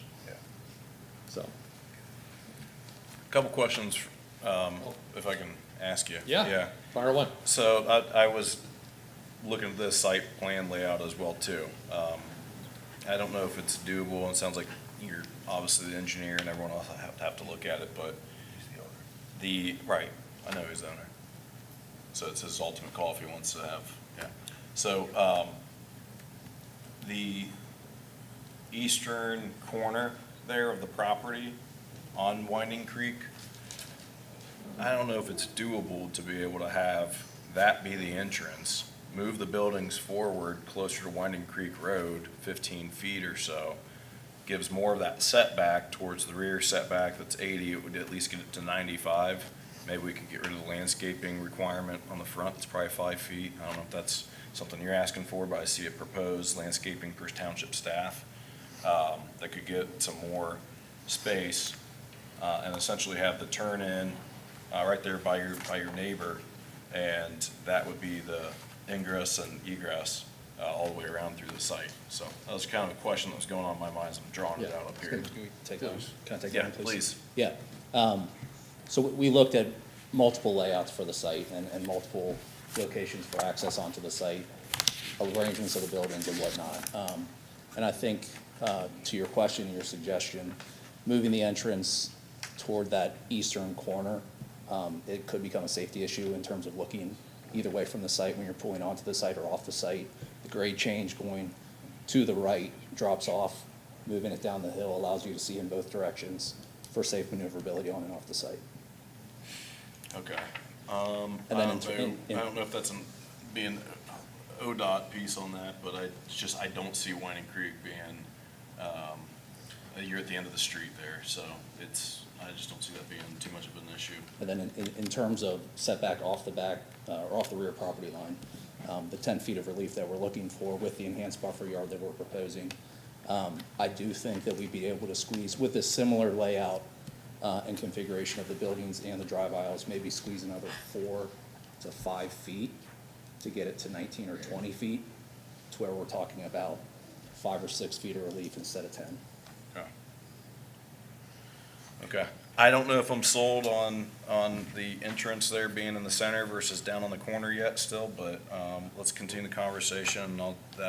Jason came up as a proponent, so I want to ask if there's Any opponents tonight? Thank you. Any opponents? Anyone that's against? The only point I'd make about, he does raise a valid point about Winding Creek, that southeastern corner. So you've got the glass company building and you've got their parking field, okay?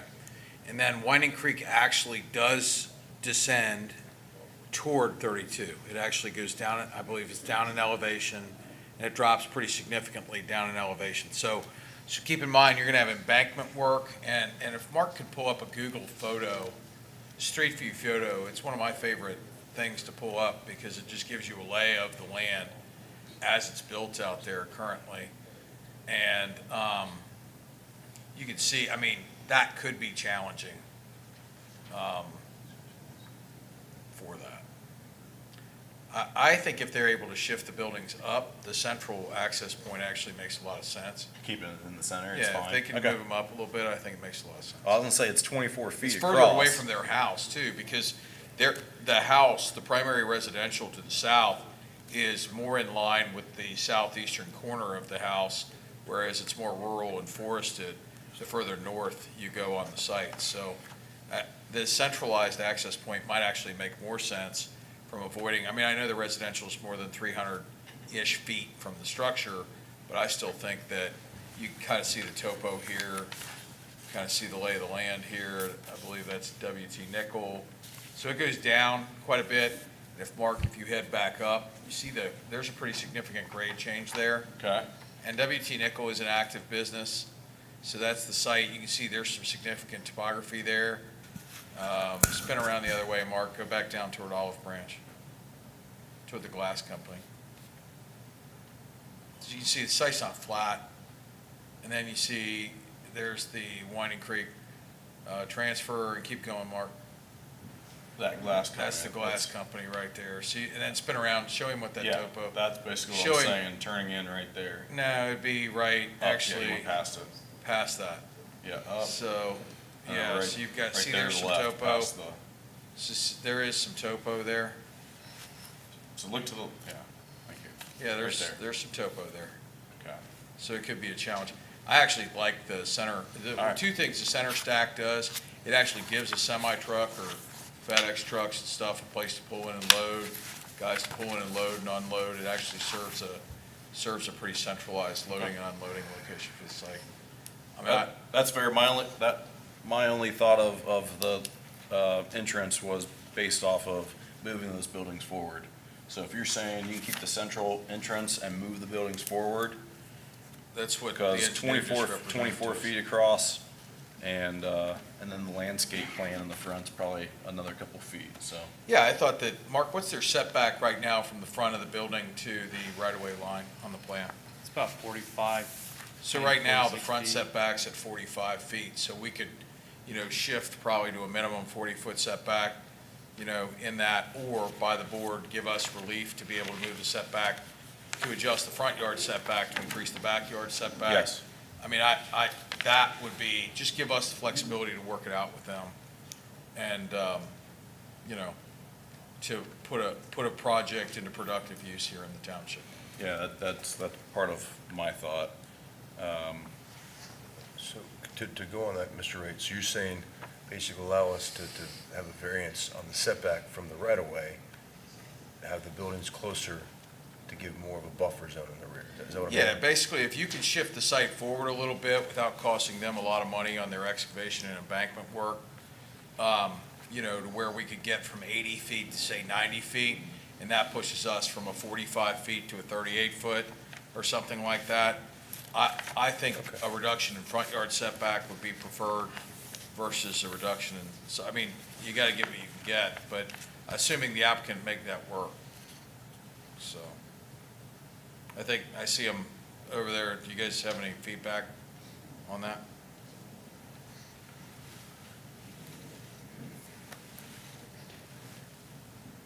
I think we're trying to make it work here.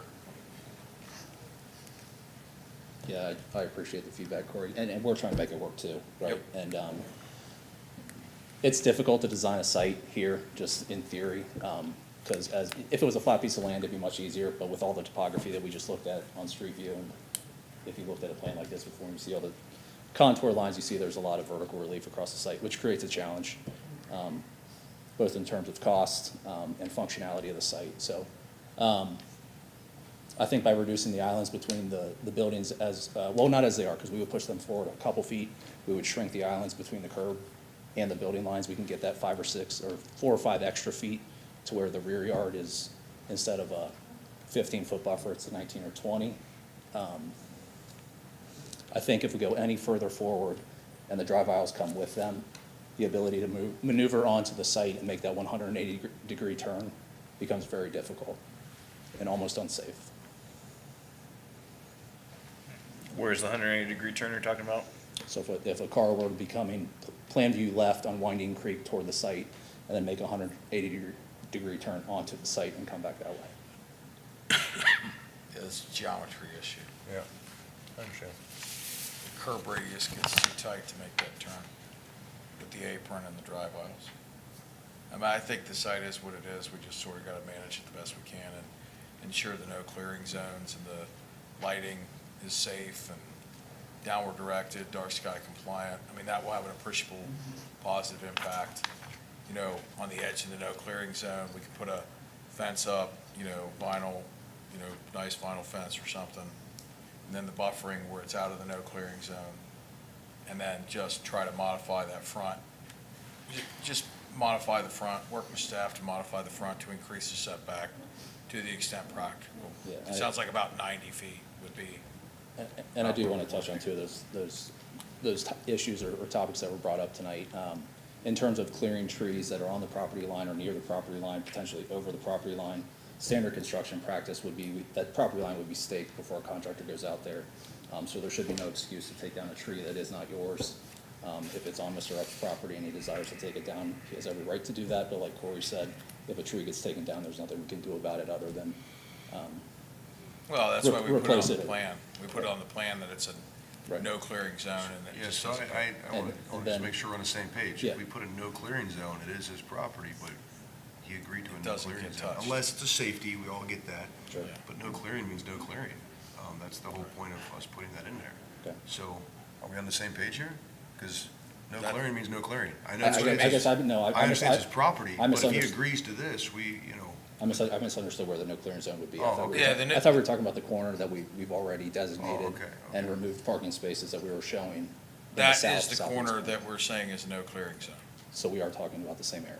Yes. Yeah. correct. No, right, those trees, right, that would be the no clearance zone. I thought you meant the entirety of the property line between residential and the development. I am. That, Well, well, then they we're not can't talking do, about the they same can't do that because they've only got a, what's the buffer right now? If we can get, I mean, there's gonna be grading and embankment work because the site sits, I believe the site sits lower than the properties up above it on Shaler. So in order to retain that, they're gonna have to at least grade that to a 3-to-1 slope or do some kind of modest retaining wall feature. I See mean, the proposed retaining wall, 4-foot max height. yes, that holds the dirt up from the adjacent properties coming down onto the site. So this site is higher than Winding Creek. That site above it is higher than that. So if you think about it, the sites off of Shaler overlook this property. This property overlooks Winding Creek and kind of the valley down there. And basically that retention basin, all of It's that, down the all that's bottom. gonna be, yeah, but it's all gonna be, if there's any trees growing there right now, that's gonna be, Yeah, the cut. county will require that to get mitigated. yeah. all that's gonna be cleared, Yep. basically, to bring in dirt to make the, create the basin. Yep. They'll probably have to, I don't know if they're gonna balance the site or if they're gonna export. Right now it's close to a balance site. They're close to balance. They're gonna take this, they're gonna take some of the dirt Yeah. off the pad, do the contours, but I imagine there'll be some significant excavation, because that's not that's a pretty irregular area down there, isn't it? I mean, we're utilizing the low end of the site Yeah. for the retention. The water's already Which makes naturally going sense. there. We would just dam Right. up the low part, which is typical site design practice. We would manage Right. manage and control the stormwater. They'll runoff balance on the site. dirt on the site, so they'll have minimal import or export. Okay. You have follow-up questions on this no clearing zone? I just want to bring up Mr. Fraley again. Yeah. And Mr. Becker, do you have any other questions while Michael was up here? Okay, thanks, Michael. Thank you. Mr. Fraley, could you come and join us again? Nobody else, it's just these. Yeah, is that just, Yeah. All right. Thoughts? Well, if I were to write the no clearing zone, just basically along my property line, right? Is that what we're understanding, or we're just saying that lower corner?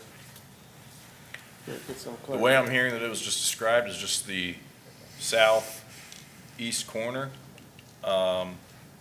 And I think both of us were understanding Yeah, earlier I that the just no got thrown a clearing zone curveball. I was thought the it was whole 8 property foot- line. 8 foot property line. I didn't think it was just the south corner. Okay. So, Mr. McCoy, we go back to the properties. But looking at the gradient, you can understand that it's the topography that they're trying to work with. So tell me what's fair, reasonable? You know, I just basically just want to keep the trees that I got there. I mean, I don't need, you know. Cause that's basically, you know, you're gonna have a 10-foot fence and what's the ceiling height, 35 feet building? I mean, you know, 30, so. something like that. So basically, I'm gonna view a beautiful metal building in my backyard with trees gone, is what you're saying. Is that elevation above you, below you, It's pretty level. level? It's pretty level. So, I just want the trees. Yeah. I'll keep it that simple. I just want the trees. There's And really, So there, I mean, The way I'm understanding it is all the tightly packed topography lines there to the west of the property, the basin. I mean, I'm sure that's, as I'm looking at the overhead, that is wooded right now, but are those big trees, are they? yeah, they're 40 clusters. Okay. If we're talking about the same area, basically along the This is where parking spots. the only trees that are any value are right here. Mark, can you pull up the aerial photograph so everybody can see with the parcel line, so everybody can see Okay. the trees that are of issue that are, when turn the contours off or whatever?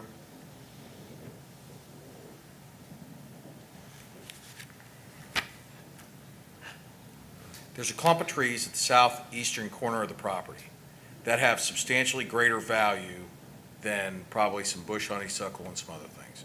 Is that a correct statement? Yeah, right there. Yeah. You see that? Right where the area where they deleted parking spots Yeah. and put that larger Yeah. radius and all that in.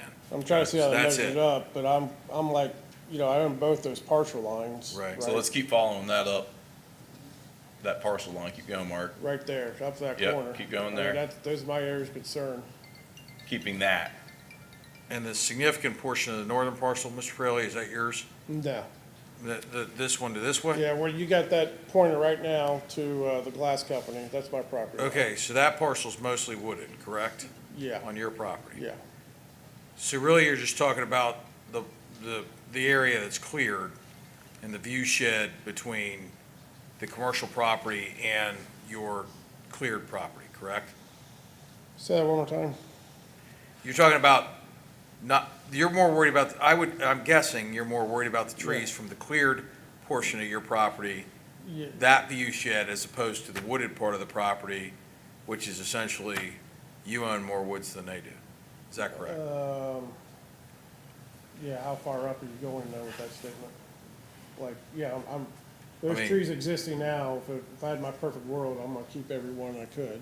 Well, yeah, on you my have a property. wooded lot next to a cleared lot, right? Yeah, yeah. Yeah, okay.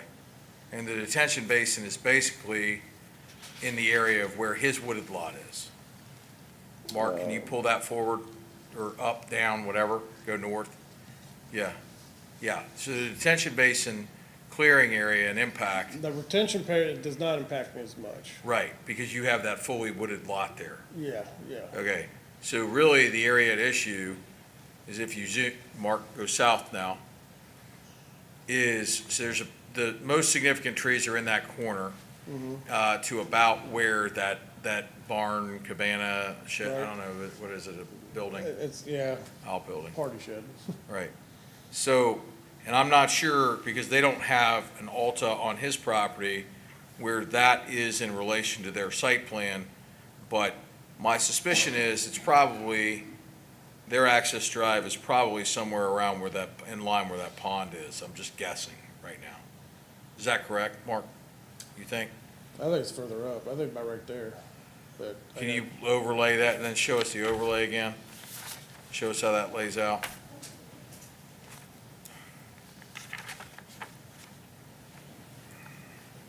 Okay, so the access Yeah, drive okay, is you're right, I see basically it in there. line with the pond. Right. So that gives you an idea from there. So, again, if we deleted 2, 3, 4, 5, 6, 7 more parking spots, that gets him all the way over to the building, Okay, okay? then what? Well, I mean, I'd say at that point, they're gonna have to do some grading and clearing work. And then you get a planted buffer, and, because it looks like they're showing, they're showing a little bit of clearing and grading, because the site drops slightly. You know, it looks like it's at 840, or 834 on the downhill side. It looks like they're at, 834 on the uphill side, so they're gonna have some embankment work. Looks like they're cutting the site slightly.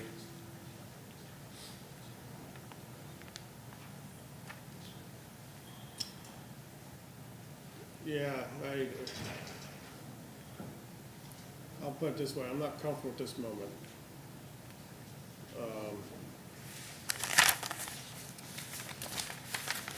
Of losing trees anywhere on my property line with some sort of, Something about cutting those lots. That's what I just said. He said he didn't want that. No, he's about how much farther down. That's the 830, yeah. That's 835, and I'd say is go down to that 835 line potentially. That's what I'm looking at. 834. Or, yeah, that's 835, right there. That's your existing grade. Okay. what's the distance Pick up between the with lots pavement here. and the parking to my property line? What's that? I'm sorry. What's the distance from the pavement to the property line? Currently? Currently. The pavement, I see a 15-yard buffer, 15-foot buffer yard, and that's partly, good, that's right. Yes. No, it's 15 foot. Okay. It's 15 feet from the edge of the pavement to the property line. Question for everyone. Two very prominent businessmen here. Do you want us to make a decision on this tonight, or would you all three like to make a motion to table this? Let me And then, ask a question. hold on one second. Would you like us to make a motion to table this? You all get with our administrator and our zoning inspector and come back next month with you two making a fair and reasonable compromise together? Or do you want us to make a decision tonight? What do you recommend? Y'all's call. So, Give me a sec.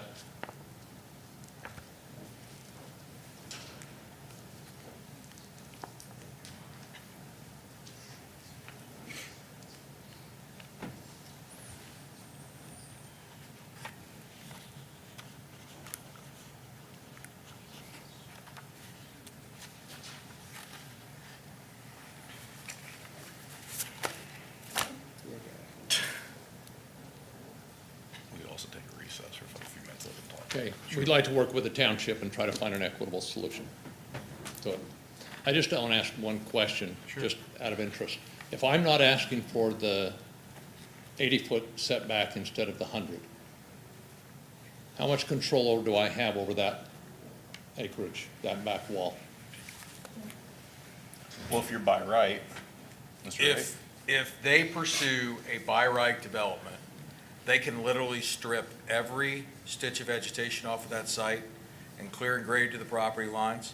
As long as they're in the setbacks, it's literally a punch list code review, and we have no control over it. So I could Period. literally put my curb right up to that, put a fence up, if I go to the 100-foot. So if I'm willing to say I'm going to go 20 feet less, Well, I'll I go mean, back to my I don't have 100 the foot, zoning I code have in freedom front to of do me. whatever I want. Now, I don't have the zoning code in front of me. I mean, I'm not going to say that there is not some provision on a buffer yard. We do have some provisions on screening and buffering. I think in Article 5, there's some provisions in that. Again, I don't have it memorized. Some. But I will tell you, a by right development, we have significantly less control than we have with a permissive process like the overlay. And ultimately, the overlays and the PDs and other plan zoning districts, you generally end up with a better project than you do with by right projects, period, full stop. That's Which it. is exactly what we're trying to do. I'm trying to be accommodating, I'm trying to be helpful. And at some I want my point- neighbors happy. Last thing I want to do is have the guy behind me. At some point, there Angry has at to us. be a discussion about what is commercially reasonable and allows for the development of the property to occur. And I think there might be a couple other parking spots that can be deleted, but I don't know what else can be done that doesn't impact, significantly impact the site. So, I mean, that's Because just you've already taken 8 parking places from me to start with. to save the trees over the 120-something feet Yeah. in the corner, which are the most significant trees on the property. So, anyway, I'm willing to work with the township to find a solution. That reasonable?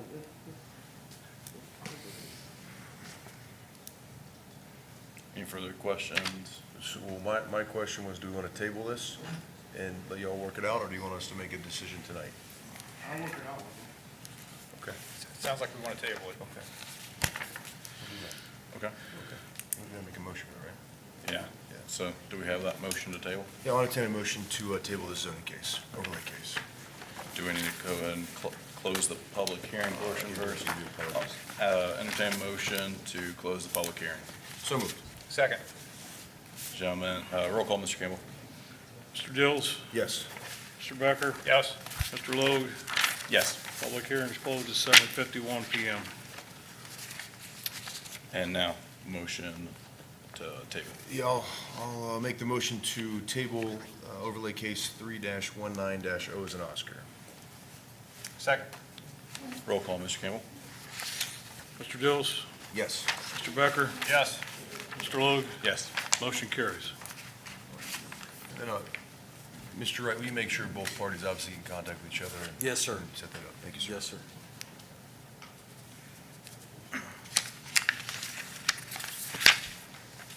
All right, gentlemen, that is it for public hearings tonight. Old business, seeing none. You have any? Move forward, new business. Item alpha is the consent agenda. We'll entertain a motion for the consent agenda to be approving item 1, approval of minutes, which is 1 alpha, July 8th, 2025 regular meeting minutes. Bravo, July 8th, 2025 zoning meeting minutes. Item 2, approval of payments as prepared by Mr. Campbell, fiscal officer. Item 3, approval of monthly financial report as prepared by Mr. Campbell, the fiscal officer. Do we have that motion for approval of the consent agenda? So moved. Second. Roll call. Mr. Dills? Yes. Mr. Becker? Yes. Mr. Logue? Yes. Motion carries. Item Bravo, the motion agenda. Gentlemen, do we have a motion to approve the purchase orders? So moved. Second. Mr. Wright, can you present those purchase orders? Certainly. Let me find my tab here.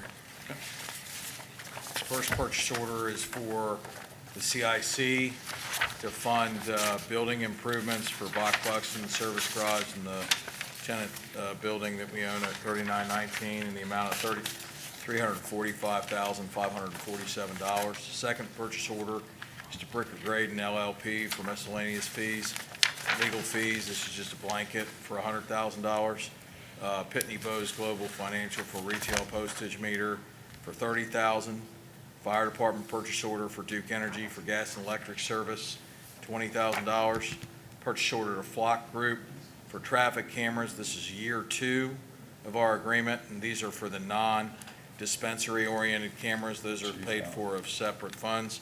That's for the police department in the amount of $47,000. Next one is for the police to Wex Bank for estimated fuel usage. Chief, you might want to see if everyone's walking out all right. There's a gentleman that showed up shoving a camera in people's faces, and that's causing a bit of a... Would you like me to pause, sir? Yeah, sorry. Just want to make sure everyone's safe. I think the businessmen were trying to have a nice polite discussion, and they're being restrained from doing so? All right. Would you like me to continue? Yeah, please. I left off with the Wex Bank purchase order for the police department that's estimated fuel usage in the amount of $26,000. Purchase order to DWA Recreation for sidewalk improvements. This is just ancillary sidewalks, so we got the playground in. We know where we're gonna put the walkways to get everybody to and from the site. That's the amount of $45,000 for the service department. Office furniture source for Buxton Road furniture in the amount of $54,040.23, and Rumpke of Ohio for fall junk days in the amount of $30,000. Thank you, Mr. Wright. Gentlemen, do you have any questions over the purchase orders? Yes, sir. Mr. Baker? All right, roll call, Mr. Campbell. Mr. Dills? Yes. Mr. Becker? Yes. Mr. Logue? Yes. Motion carries. Item Charlie, legislation agenda. Gentlemen, will entertain a motion for item 1, resolution 2025-40, the resolution approving the solid waste plan for the Adams Claremont Solid Waste District. Do we have that motion? So moved. Second. Any discussion? Roll call, Mr. Campbell. Mr. Dills? Yes. Mr. Becker? Yes. Mr. Logue? Yes. Motion carries. Item 2, resolution 2025-41, resolution authorizing OPWC Round 40 application, Elmont Drive and Old State Route 74 improvement project. Gentlemen, will entertain the motion to approve 2025-41. Do we have that motion? So moved. Second. Roll call. Mr. Dills? Yes. Mr. Becker? Yes. Mr. Logue? Yes. Motion carries. Item 3, resolution 2025-42, nuisance abatement resolution. Gentlemen, do we have that motion to approve the nuisance abatement resolution? So moved. Second. Any discussion? No. Roll call, Mr. Campbell. Mr. Dills? Yes. Mr. Becker? Yes. Mr. Logue? Yes. Motion carries. Gentlemen, comments from the board members? Summertime concerts went well. I feel like Police Night Out was a big hit. And, yeah, our parks are just about up and ready and good to go. So, no, all good. That's all I got, sir. Mr. Becker? Yeah, so something I guess I want to kind of give a heads up to the public, and this is something I guess I really hadn't thought of until recently, and it's something I've been guilty of, and I think all of us, we can all improve. And this has to do with trash talk.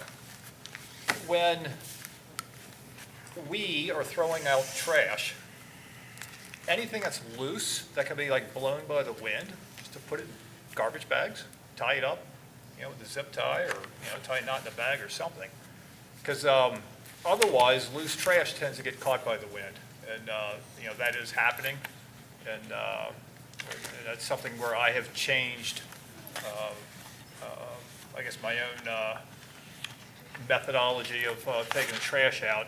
I make sure everything's in sealed bags now, or, anything that's loose and could get blown.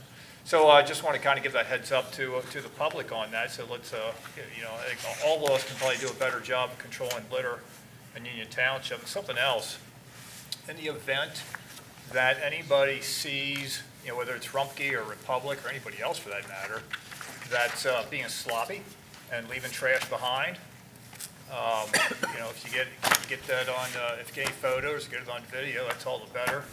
But, filing, would be an incident report, is that right, Chief Reese? An incident report with the police, that way they can kind of track these things. And if there's a pattern of some sort, as opposed to something isolated, then we can work with those offenders to improve their operations. That's all I have, Chairman. All right, thank you, Mr. Becker. Well, with that, I'll say Police Night Out, just to echo again, I mean, it just shows how vibrant the community is. And just from a method of discussion on, we'll say, governance, local governance, being responsive to the people, being transparent, accountable, communicating, and policy moving forward. Both of your terms were going to be coming up, and no one is challenging in that field race. Is that correct? So therefore, I can basically say you will move forward with representing Union Township for another 4 years, and you will move forward representing Union Township for another 4 years. Is that correct to say? That's the plan. It's a plan. And I think like that just gives, obviously the sentiment in the community also that generally, above and beyond, that the community is feeling that their voice is heard and that this board and the people in front of you sitting here, the directors, the staff that carry everything out, day-to-day operations for the township, are delivering phenomenal value to the people of Union Township. We talked about the tax base earlier, maybe 5 cents on every dollar goes to, funding the township. And anyway, great credit upon the service that you gentlemen are able to do. Look forward to your service for another 4 years for Union Township, your service for another 4 years to Union Township as well. And just how great that is to have that positive feedback and actual facts that no one even challenged you. And look forward to those next 4 years. So thank you. Thank you, Mr. Wood. Upcoming events. Union Township Zoning Commission meeting scheduled for Wednesday, August 27th, 2025. 7 p.m. has been canceled since no cases were received. Union Township Board of Zoning Appeals will meet on September 4th, 2025 at 7 p.m. to review 4 separate cases. Union Township Board of Trustees' next regular meeting is scheduled for Tuesday, September 9th, 2025 at 6 p.m. Summer concert series has concluded. The Farmers Market continues. The Farmers Market is held on Fridays from 4 p.m. to 7 p.m. on the Civic Center campus through September 5th. A wide range of products, including beef, poultry, produce, sauces, honey, baked goods, milk, eggs, plants, and more are available. The Union Township Pickleball Slam Tournament will take place this year on Saturday, August 16th, 2025, with games commencing at 8 a.m. Mark your calendar for Union Township Movie Night at Veterans Memorial Park on Saturday, September 6th, 2025. Check out social media to vote for the movie that will be featuring that evening. The movie will begin at dusk. Union Township Fireworks Celebration will take place this year on Saturday, September 13th, 2025. This community event includes a touch of truck and a block party. Bring your family and friends for our annual fireworks show presented by Rosie's Famous Fireworks. Mount Moriah Cemetery will host the annual lantern lighting event on Saturday, September 20th, 2025 from 5 p.m. to 7:30 p.m.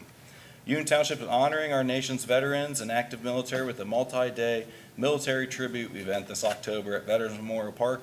This event features the traveling Vietnam Wall and Cost of Freedom tribute that will be on display Thursday, October 9th through Sunday, October 12th. Learn more about the military tribute event at www.utclaremont.gov. Mark your calendars and join us for the second annual Sip and Shop at the Union Township Civic Center on Saturday, October 18th, 2025 from 12 p.m. to 4 p.m. And again, I'd like to thank the Scouts for joining us tonight. You're always welcome back, especially to intro us again with the Pledge of Allegiance or give us any updates on your scouting activities and what you may be doing. There's always opportunities to connect with Mr. Taylor for Eagle Scout projects and projects in the community. So we appreciate you being here tonight. And thanks to your Scout leader, John Baker. Executive session, gentlemen. At this time, entertain a motion to enter into executive session pursuant to Ohio Revised Code, Section 121.22 Golf as follows. Preparing for, conducting, or reviewing negotiations or bargaining sessions with public employees concerning their compensation or other terms and conditions of their employment pursuant to Ohio Revised Code, Section 121.22 Golf 4.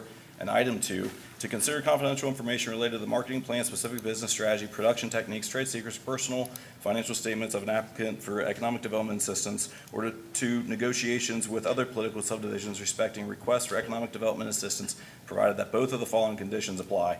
Alpha, the information is directly related to a request for economic development assistance that is to be provided or administered under any provision of the Chapter 715, 725, 1724, or 1728, or Sections 701.07 to 3735.67 to 3735.07 to 5709.40 to 5709.43, 5709.61 to 5709.69, 5709.73 to 5709.75, or 5709.77 to 5709.81 of the Ohio Revised Code, or that involves public infrastructure improvements or the extension of utility services that are directly related to an economic development project.